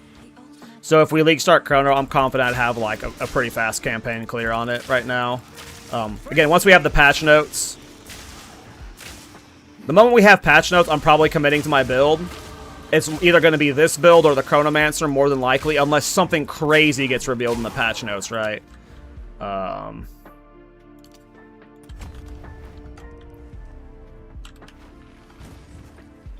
But yeah, patch notes will decide what I'm doing.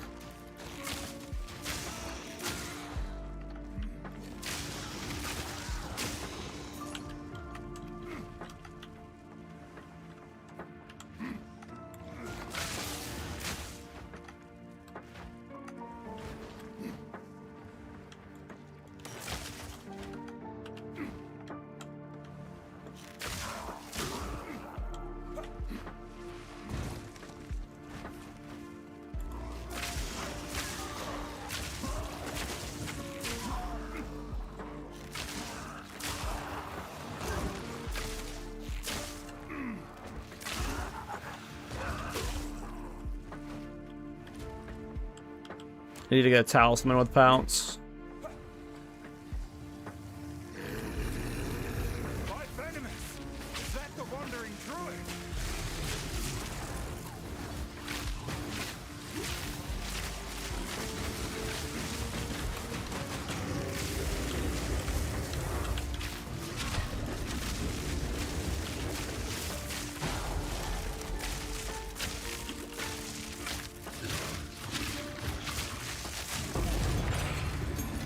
How many more will I have to kill before this?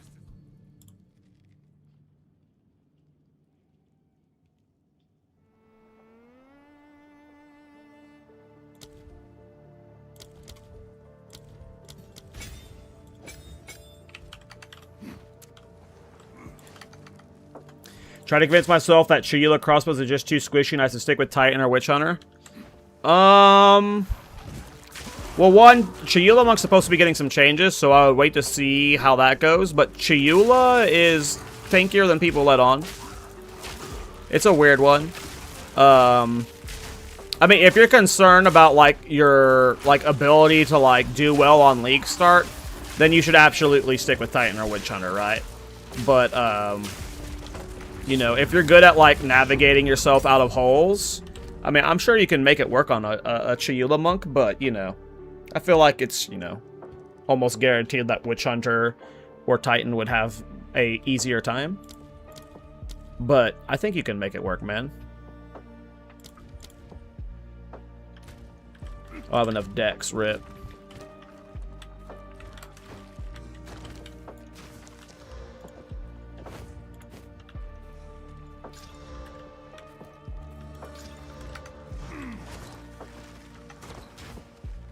I'm a coward just going to EDCon and then figure out after that. I mean, there's nothing wrong with that. Like, part of the reason why I'm okay starting with, like, a semi-good build, like whatever my Chronomancer build will be, or this build will be, like, I'm gonna make sure can clear most of the content. Like, there is, like, keep in mind, guys, this league is going to be a long league.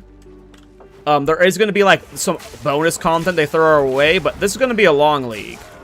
And if you're someone who likes to play multiple builds a league, making sure you have a good league starter, like EDCon or something, that makes you currency that lets you have more fun later on in the league. Like, as important as the league start is for most people, they just play league start and they quit. If you're playing, like, if you're like me at least, and you play multiple characters in the league, you know, there's more fun to be had past this character. So making currency now is not a bad thing. It just makes all your other characters way more fun to build.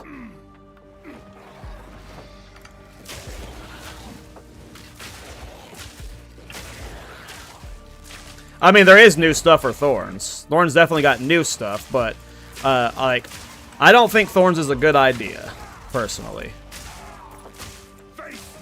Not as a league starter. I mean, it depends on what you're wanting to do. If you're somebody who doesn't care about full clearing the end game, you just, like, you just want to do the quest and then, like, clear everything on tier 1 difficulty, sure. Thorns is good enough. But with an end game rework where we have new tiers of difficulty and so many new bosses that might just be counters to Thorns, because Thorns has hard counters, lots of them, and there are a lot of bosses that stuck with Thorns, then sure. But I can guarantee you Thorns is not full clearing all the content in this game. Yeah, there's, like, I can guarantee you Thorns is not full clearing all the content in the game. Thorns cannot full clear all the content in this game without dying consistently. And the game's about to get harder, so it just depends on what you want. For 95% of the game, it's fine. if you don't care about doing all the content on the hardest difficulty, fuck yeah, Thorns is good enough for sure. But we saw level 90 monster areas, and the highest we have right now is, I think, is 84. So if Thorns is already getting its ass kicked in level 84 monsters areas, you know, it can't handle Juice Temple. There are, like, and keep in mind, Leech got nerfed too. Thorns' biggest defensive layer was Leech, and we were abusing what made Leech overpowered and why they nerfed it. So, like, Thorns is definitely going to be hit with Leech. Now, we do have the new League mechanic, and there's a bunch of, like, Thorns buffs that are coming, like, with new itemizations, all the new runes and stuff. I'm sure it's going to be fine, but, if you're trying to do the hardest stuff, you're not going to do it. And then Thorns is just slow, you know. No matter what, at the end of the day, Thorns is, like, slow, so... It's just up to you. Like, you know, it depends on what you want with the league start.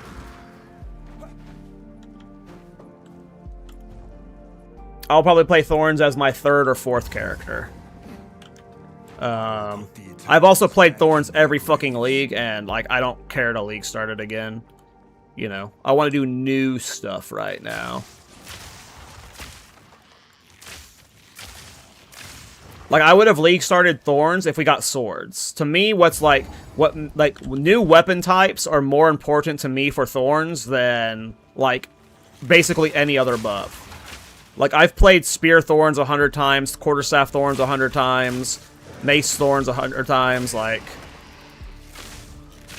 Every new weapon we get from here on out, I'm likely to, like, consider league starting Thorns because it'll be a very different Thorns build. But if I played Thorns going into this patch, it's going to be, like, the exact same playstyle, just slightly different gearing. No Comet Thorns, no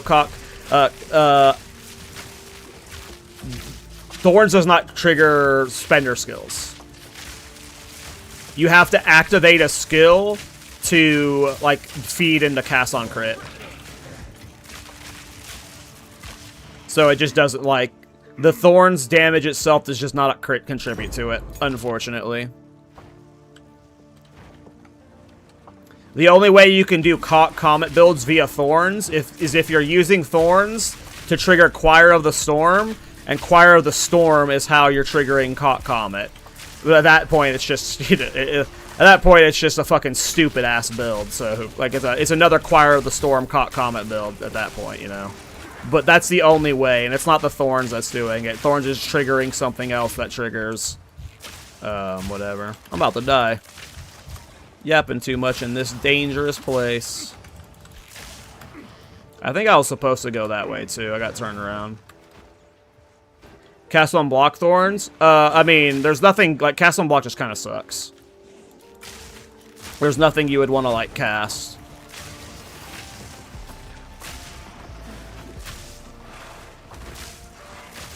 Cast on block and Svalin in general just doesn't fit into a Thorns build. The shield slot is very competitive in a Thorns build. You generally want a rare shield with a high Thorns roll on it, or like something like Chernobog. Svalin's like kind of bait for Thorns, and there's nothing you would really want to cast on block.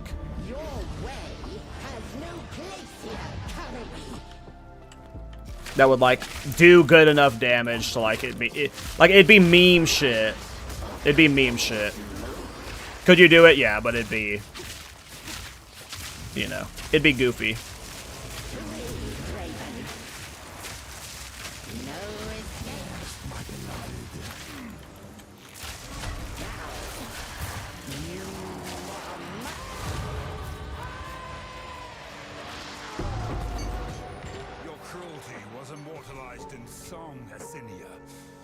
The rune wouldn't be able to steal cast on block. I believe the runes could only steal unique modifiers.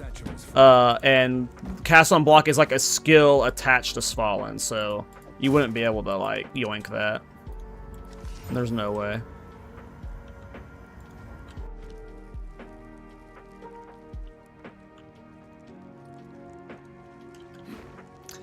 I hope it's good enough to... Yes, Thorns is good. Like, I can guarantee you, Thorns is good enough to clear everything on endgame, on tier 1 or tier 2 difficulty. You can do everything in the game that's scaled to the current level of difficulty that the current patch is at. But the problem with Thorns is you have fights like Zhest. If you've ever done the Breach boss, he has attacks that always one-shot you, and he attacks every 10 seconds and doesn't trigger Thorns. There are just certain bosses that either always one-shot or just never attack you that trigger Thorns. And we're getting a bunch of new bosses this patch. I'm sure half of them, probably even more than half, are fine fights for Thorns, and Thorns can handle them, but you never know how many of them are going to just be landmines that are fucking awful for Thorns to deal with. And then again, the current content is like, it takes an absurd budget to get almost unkillable with Thorns, and that's getting almost unkillable. There's still moments you'll find yourself dying. If the endgame's getting harder, you know, that's where it's going to fall into issues. But, like, if you're talking about, like, farming tier 1 bosses to get, like, uniques like the new shield, yes. Thorns will be more than good enough for that. For me, it's, like, it should be okay to league start Thorns. But for me, as someone who's put this many hours into the game, with us getting an endgame rework, I want to experience the endgame rework, like, in its fullest. Like, that's just my perspective right now. I want to be playing the endgame with a good build. Or a good enough build. And, Thorns is a bit risky for that. Thorns will be like a second or third character. For me. But for everyone else, like, if you don't care about that, then Thorns will be good enough. Thorns will definitely be good enough. Well, again, the leech, depending on how hard the leech changes hit, that might just completely body Thorns. So, I'm speaking without understanding the full impact of the leech change. It's possible that Thorns is just fucking horribly hard to play with the lack of leech, with the leech nerfs. But I think it'll be fine. Until you get to, like, Giga one-shot territory.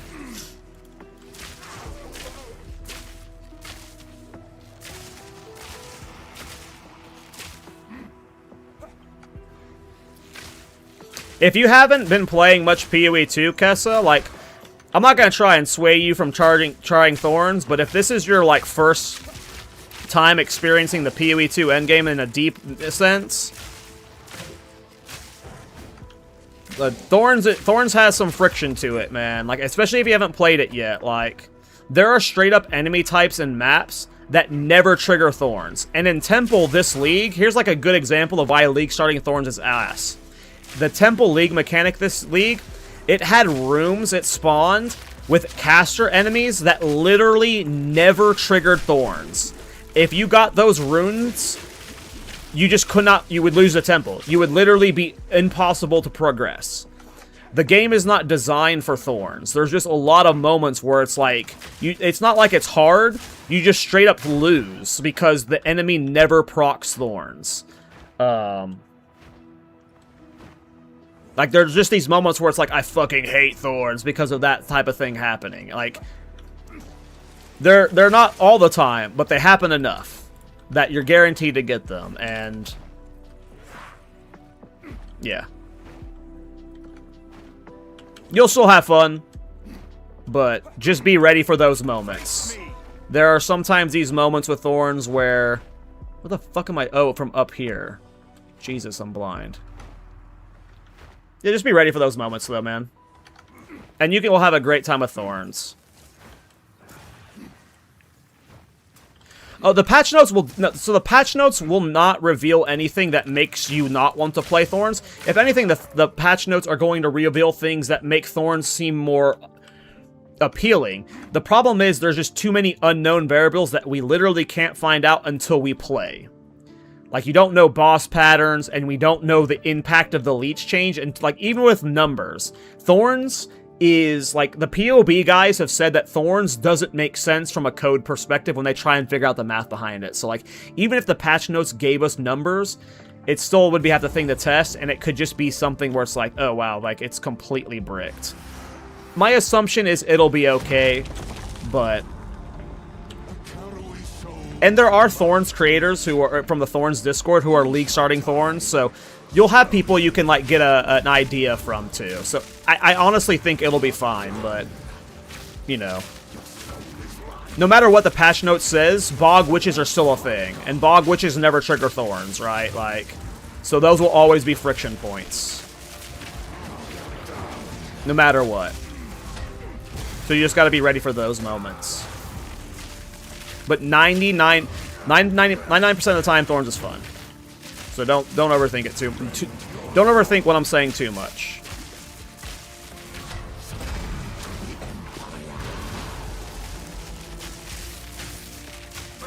And worst case, you reroll. Worst case, you reroll, right? You'll be able to get far enough and make enough currency that you can, like, reroll with Twink gear, you know?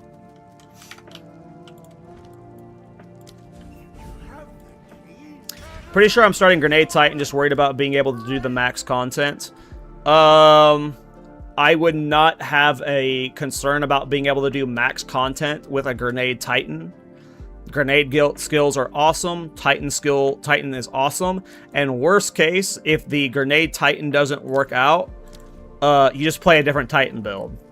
But I can almost guarantee you Grenade Titan is going to work out. If you're specifically wanting to play the Grenade Launcher, and you're wanting the Grenade Launcher to be good, then I can't promise you that. The grenade, not like the unique weapons, those are hit and miss. But I can almost guarantee you Grenade Titan will be viable in endgame. I can almost guarantee you.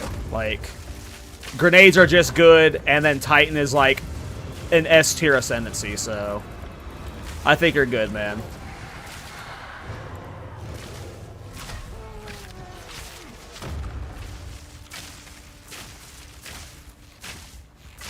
But again, worst case, you know, there are so many Titan builds out there that you'd be able to pivot to one of them. But yeah, like, don't be worried about Grenade Titan.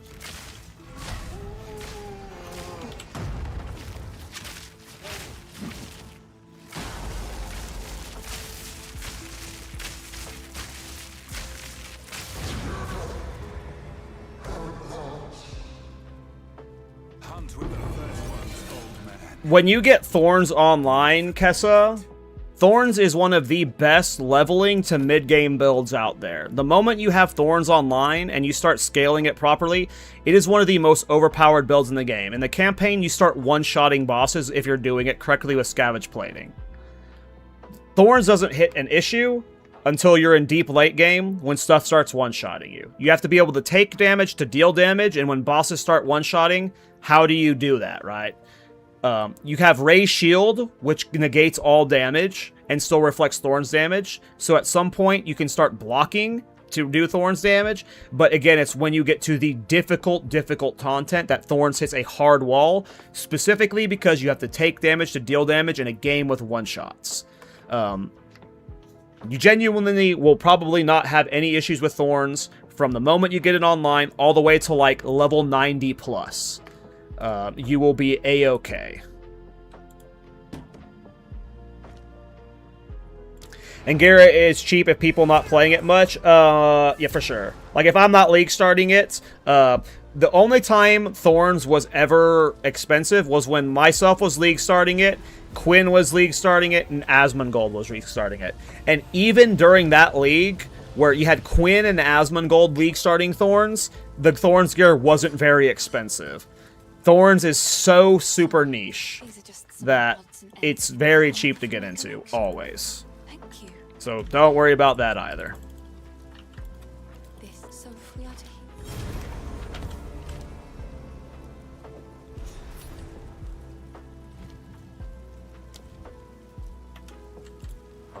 I've changed my mind. Right, we still don't have decks. Oh, we got about 35, 40 minutes until the podcast.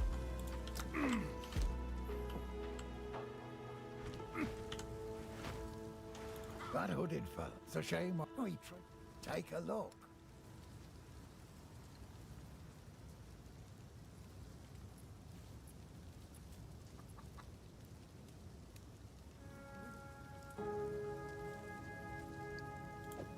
That will do some violence.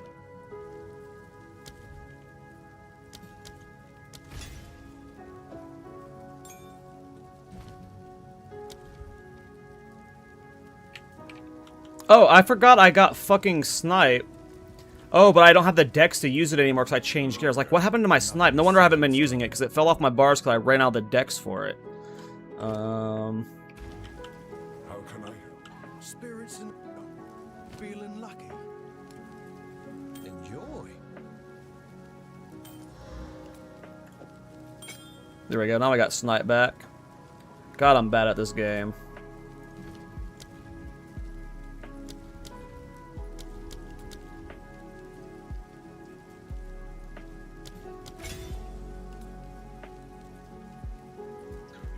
Guys, I'm scared. What if my build sucks in 0.5? That has happened to me every time. Every time my league starts something fun, I reroll day 3. I know that life too well.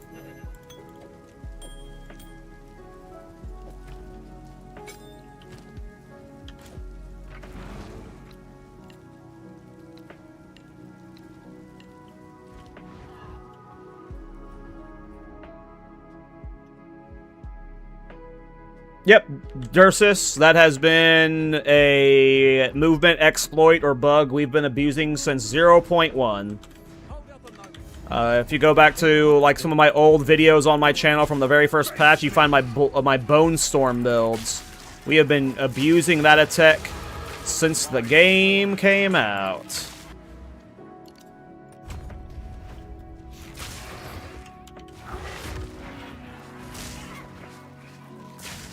What build do you think is the most consistently good and cheap? I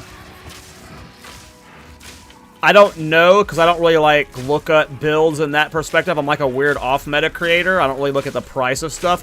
If I had to guess, like, if I just to throw a build out there, I would say Essence Drain Contagion. I know bows can get pretty expensive, but I'm assuming the average ED Con build is relatively cheap to get online. Obviously, when you do uber late game stuff, it probably gets expensive, but that's every build. Oh, got interrupted there, man. I would guess something like EDCon, though. EDCon's very consistent. It's like one of the most popular builds in the game for a reason, so...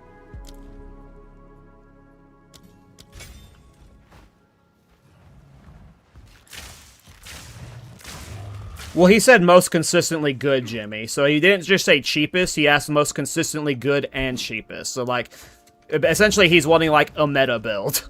Cheap and OP. Which is Essence Trade Contagion, you know. Pretty much. Is that what's been eating our cattle? Am I dead? This guy's rude as fuck. I'm just trying to land snipes. EDCon is a snooze fest, IMO? Agreed. I do not like EDCon, but a lot of people do. Rage all you want, beast. Oop, I fucked up that snipe. That one landed. Snipe sucks. At this point.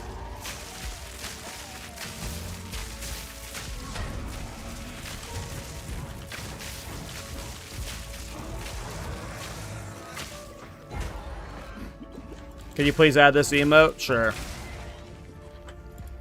What emote? Oh, I'm not adding that emote, you dumbass.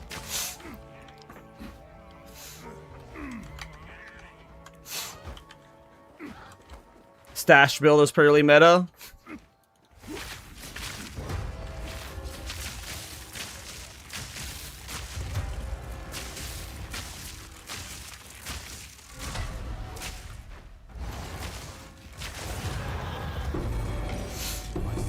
That was funny, though.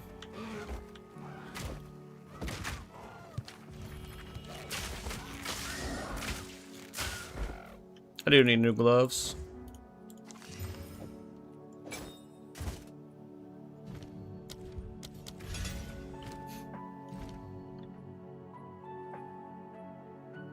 Oh yeah, I mean, for most, like, any weapon at this point in the league, or late into the league, you know, was extremely expensive. This league was just crazy in terms of economy and price.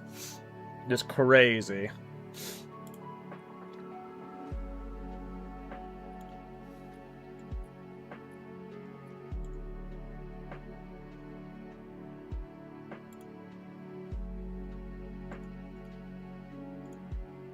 There. You had balls asking that, F. I added it for you. I don't see it on my end. I don't have that shit enabled. But at least you'll see it. It'll make you feel good. I don't know how to turn that shit on, though. I don't know. I always see, like, I always see what people type. Like, I see Keck Insane and stuff. I don't actually know how to turn those on my end on Twitch. I just know how to, like, turn them on for you guys. I'm a noob streamer, though.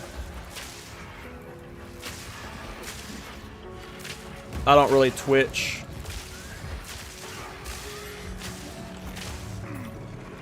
It's 7 TV. Well, yeah, that's what he linked me to, but, I'm just probably have to add some extension or something, I don't know.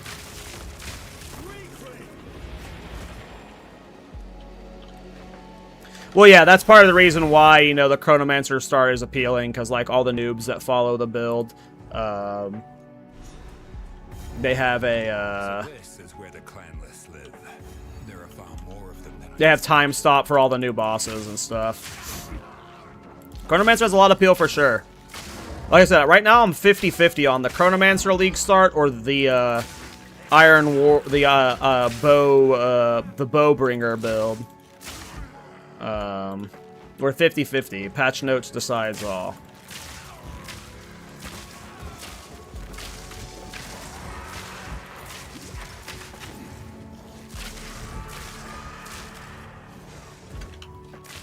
I think Chrono is definitely more of a gamble, but it could be really fun, so...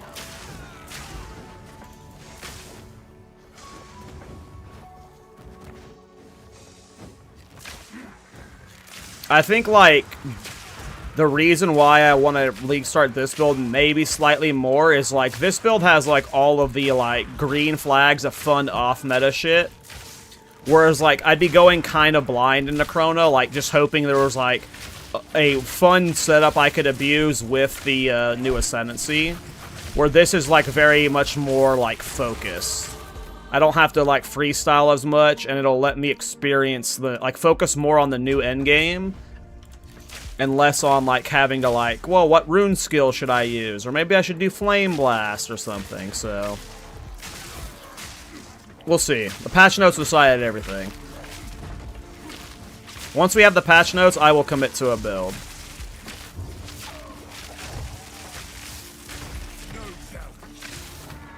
I think Recoup could be sick. I mean, Chronomancer is highly underrated in this patch, and yes. If Ward works with Recoup as well, that makes Chronomancer even better. Chronomancer has some sick potential. That's why it's a 50-50 on whether I league start Chrono or league start this. So...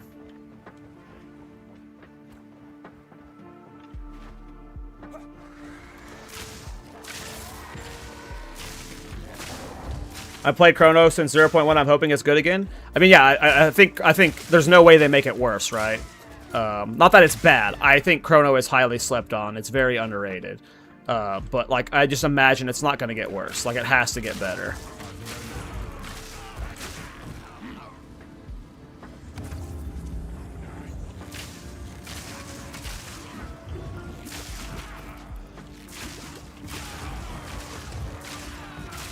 Feel my wrath. That voice. What sinister shadow lurks here?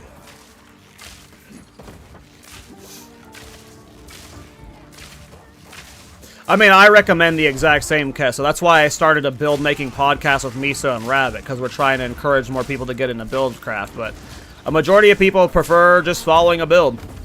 Their enjoyment of the game is just, like, going through it once, experiencing the end game briefly, and calling it a day, and, you know.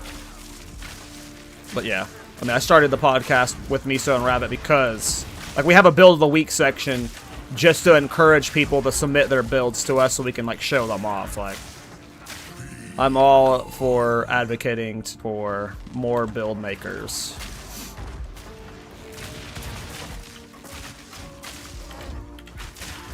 I played Chrono in 0.1, I think in 0.2 and in 0.4. And Chrono's awesome. There's just a lot of question marks with this patch, you know. A lot of it hangs on, does Ward work with rewind time? Does rewind time reset Ward? If it does, then we're Gucci. Did I do all of them? I don't know if I did. I only see 2 checkpoints. I hope it's not up here. Or up here.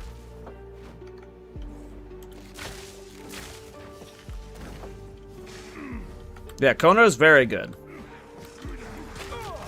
Oops. And with the leech nerfs, keep in mind, that might make recoup even better. The problem with recoup, for most builds, it requires such a high amount of investment. But with Chronomancer, it's worth the investment. Usually. I must destroy this before Where's it pointing? Top left, okay. God damn it. Or is it down here? Did I just barely whiff it? I think the coil wad's gonna be good. It won't be a boss or stuff thing, but it'll be good for mapping. I don't know if it'll be good on Chronomancer. I think it'll be good on, like, Lich and Blood Mage for sure. I mean, listen. I'm a firm believer with, like, enough currency, you can make most builds work on most ascendancies if you throw money at it. So if you're someone who makes good currency and you can, like, afford expensive builds and shit, then, Jesus, look where this thing was, man. I can't wait for the new patch.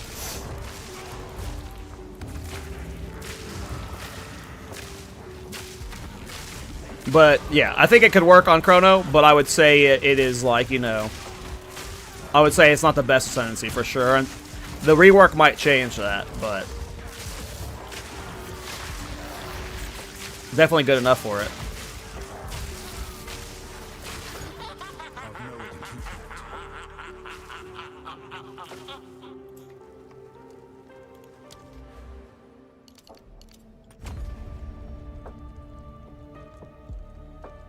Yeah, I can't wait for the campaign changes in 0.5. Like, I'm almost more excited about the campaign changes than I am about the endgame rework.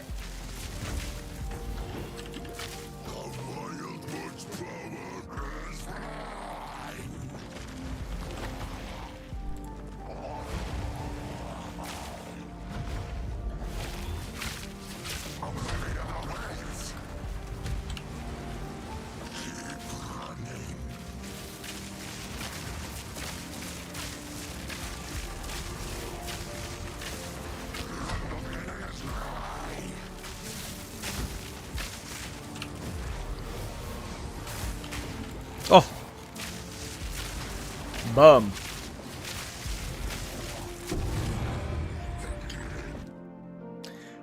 The big thing for me, like I made a video about today, if you haven't seen it on my YouTube channel, I talk about Ritual today.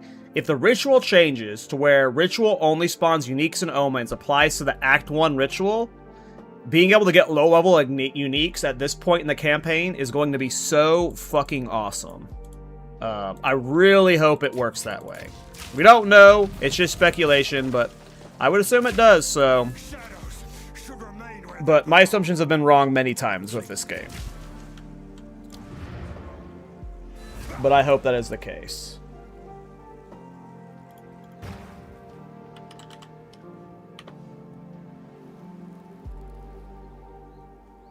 Anything like too busted. Sorry, just getting Miso's Twitch open so I know when he goes live.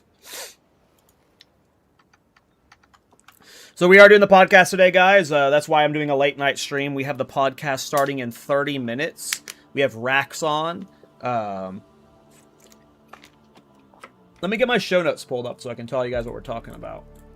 Don't forget what's all in the show notes. I mean, we're going to talk about whatever the fuck we want to talk about, so whatever gets brought up, gets brought up. But we're going to be talking about... basically everything. We're going to be talking about, like, the Ascendancy changes that are coming. We're going to be talking about, like, the debate around 100 new runes. We're going to be talking about the campaign layout changes. We're going to be talking about, like, the Atlas tree and debating, like, you know, how you can get all the points and, like, versus the PoE1 tree where you can more specialize. We're going to be talking about, like, the endgame stuff, like the tower changes, the uniques and the skill balances and stuff. It's going to be a fun episode. And having Rax on is, like, fucking crazy, so... I'm always, like, fucking blown away by the guests we're able to get now, and we're having Rax back for a second time. We're having Pox on next week. Captain Lance and Fubgun are both lined up to come on. It's fucking crazy. It sucks, because there's, like, a lot of small creators that, like, I still want to get on, like Funky Chicken... like Last Protagonist. We want to get Jazzerus back on. Like there's like West Desu, Corbin. Like there's so many fucking smaller creators that we still want to get on, but it's just like we only get one person a week.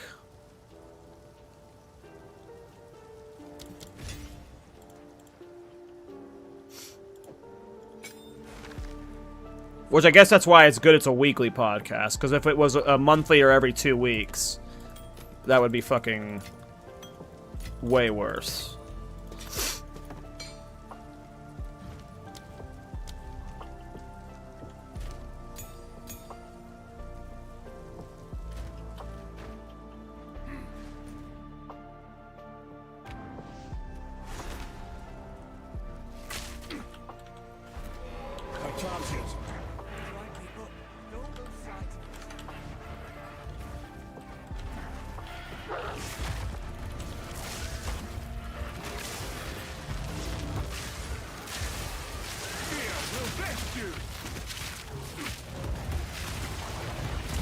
I don't like what I'm seeing right now. Yeah, I really hope for solo self-found, like, because I've started playing solo self-found and solo self-found hardcore. And, like, if the ritual changes do work that way, like, that's just purely exciting for me.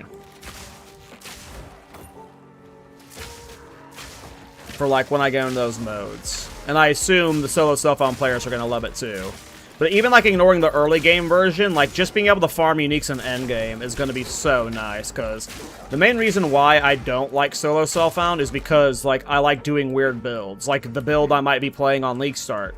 And it requires a specific unique bow. How do you play that on solo self-found? Well, now with Ritual, you have opportunities to, like... You can farm Ritual for, like, a couple days, and if you're cycling well... you might be able to get basically all the uniques you want. Like, solo self-found thorns was never really a possibility, but now, with the ritual changes, it's a lot easier, at least.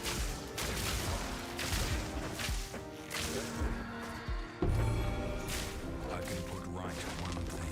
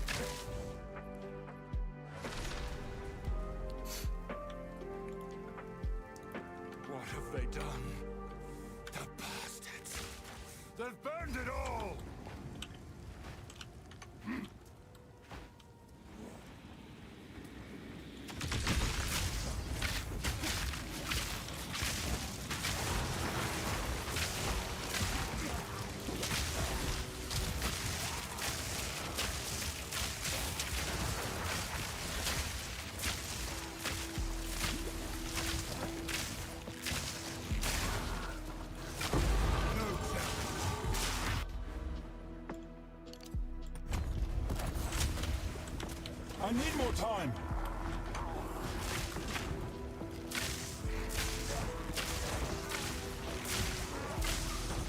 When you're at endgame, do you ever do reforging? I don't know.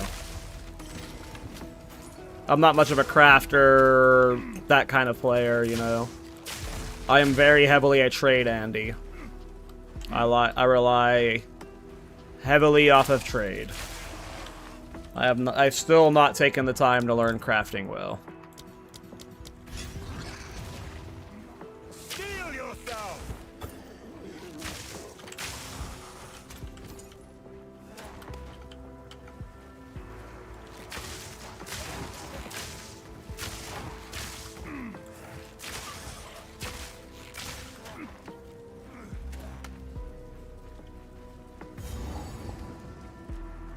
Yeah, you're gonna have fun, Kessa. You're gonna have fun. Don't overthink it. Surely we can. Great will save you, bastard. Face me.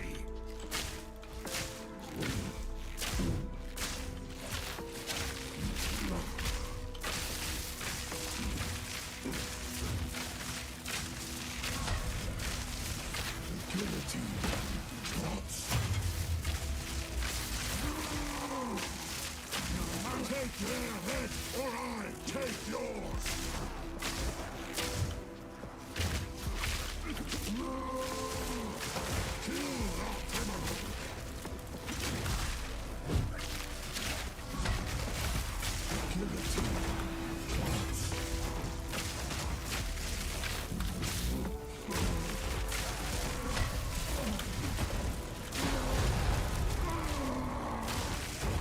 Death is not revenge enough for what you've done.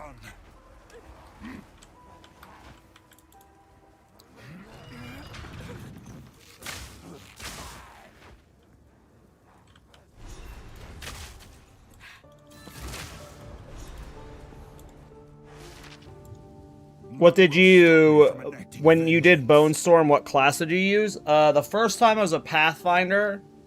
The second time was a Blood Mage.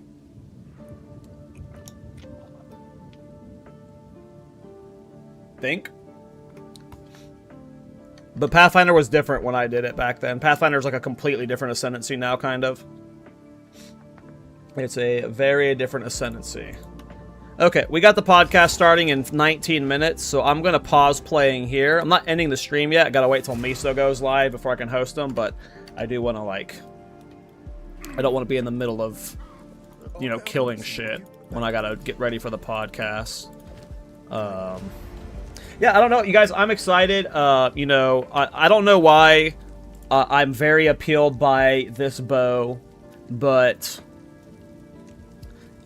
I don't know. It seems like it's going to be a fun build, right? Like, as simple as it is, the effect has so much potential.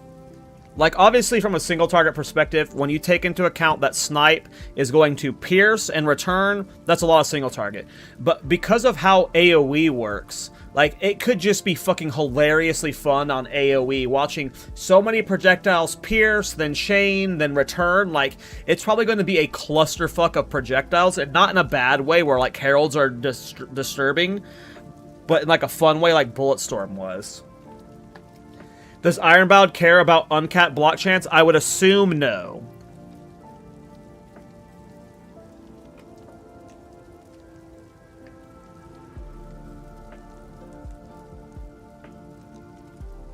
So I don't know, like, I think, like, this setup is just, like...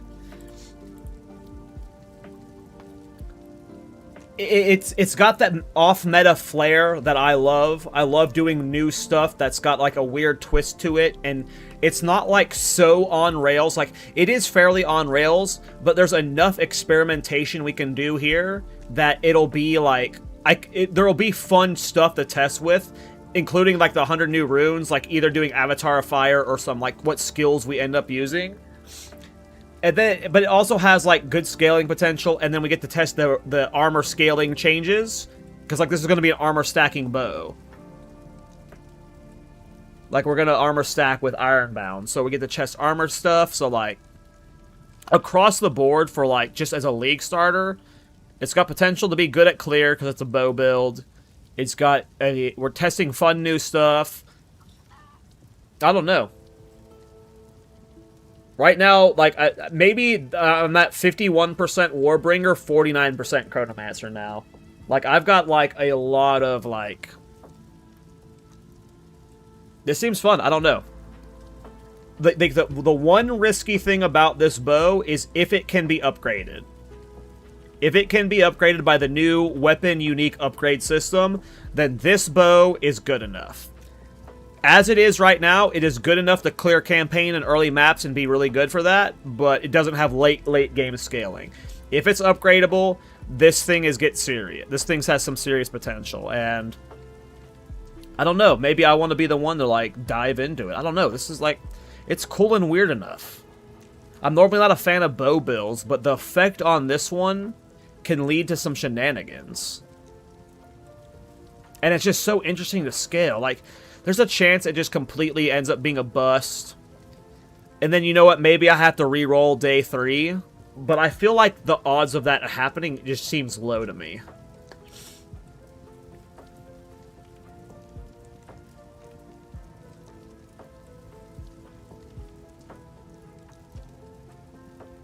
Plus, it's like, I feel like it doesn't, all builds don't have to be like this, but I think a lot of us do appreciate builds that, like, it's a unique you can use from early game forever, right? Like, you don't want all builds to be like that, but every once in a while they're fun. And the fact that it's like, this is an Ironbound bow, and when you're playing an Ironbound build, you can actually use it from level 11, right? Like, those are also fun too. So the fact that it's not like, a lot of these unique builds people are getting hype about, like the Righteous Fire Crow, you don't get to play that till endgame, right? So, like, with this build, you're actually going to get to use it at 11, and then it starts getting better in Act 2, and then by Act 3, this thing's a monster leveling bow.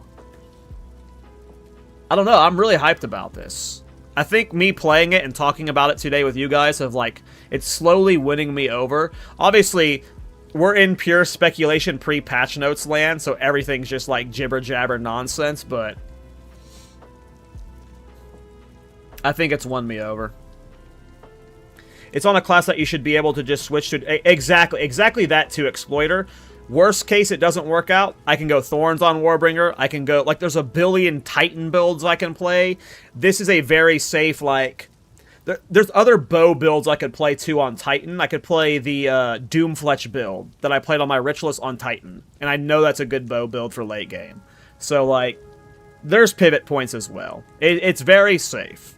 I'm not ruling out Chronomancer. Like, the Chronomancer changes could just be like, oh, okay, this enables this specific build that I want to play.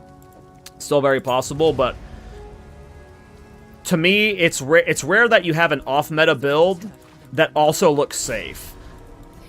And I feel like this is going to be safe. Like, I feel like it's going to be fine. I feel like it's going to be fine. Together, we will rebuild.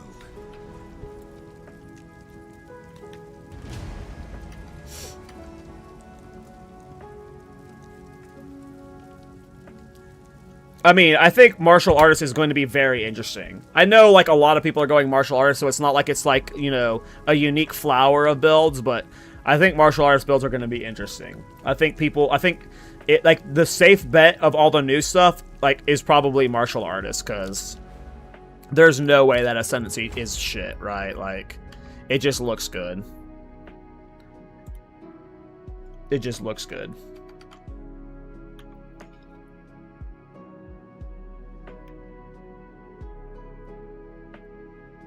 And yeah, like, Warbringer, like,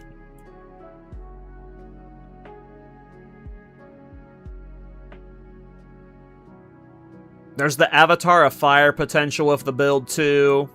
Like,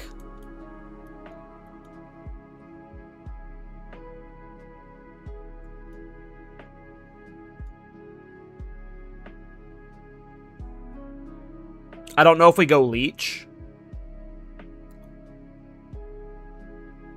Obviously, we're going armor stacking, but, like, you obviously have the pair. Like, you can't just go armor stacking, right? You have to go, like, Leech or Recoup a little bit to, like, have a regen or something.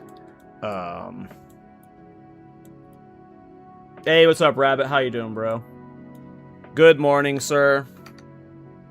Good morning, sir.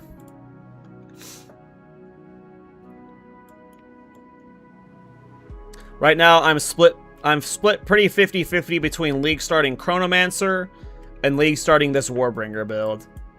And I'm waiting on the patch notes to lock something in, but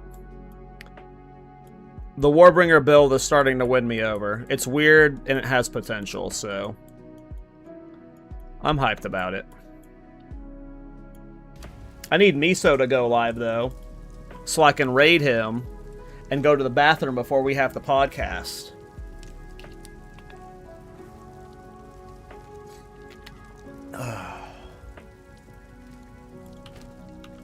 Warrior class in general calls my name. It looks so cool with fat armor. I mean, that's also why Warbringer is slowly working me over. Like, listen, I think the Chronomancer League start is going to be really cool. I can almost guarantee Temporal Rift is going to rewind and refund Ward. And there's going to be really cool Ward builds you're going to be able to do on Chronomancer. Like, I can almost guarantee it. But I just don't have as much experience on this side of the tree. He went live that second when you said it. Perfect. Again, I'm not ruling out, like, I'm 50-50. Chrono has some serious weird potential with rewind time, and we don't know what changes is coming. But like you just said, like, Warrior just calls you, like, this side of the tree just calls to me. So, it's tough. It's tough. But yeah, Miso is now live. I'm going to go ahead and raid over to him. Guys, if you're watching on YouTube, please head over to Miso stream on Twitch. I will link it in the YouTube chat now. We have Rax on the podcast today. Me, Miso, Shiro, and Dead Rabbit host a weekly PoE 2 podcast. And yeah, we're having Rax on to just talk about fun PoE 2 news, all the things that's happened. I'm already tired. It's 11 p.m., but I've been up since 6 a.m., so I'm gassed. But, yeah, I'll see you guys on the podcast. I'm going to send you guys on over to Miso. If I can find this channel. There we go.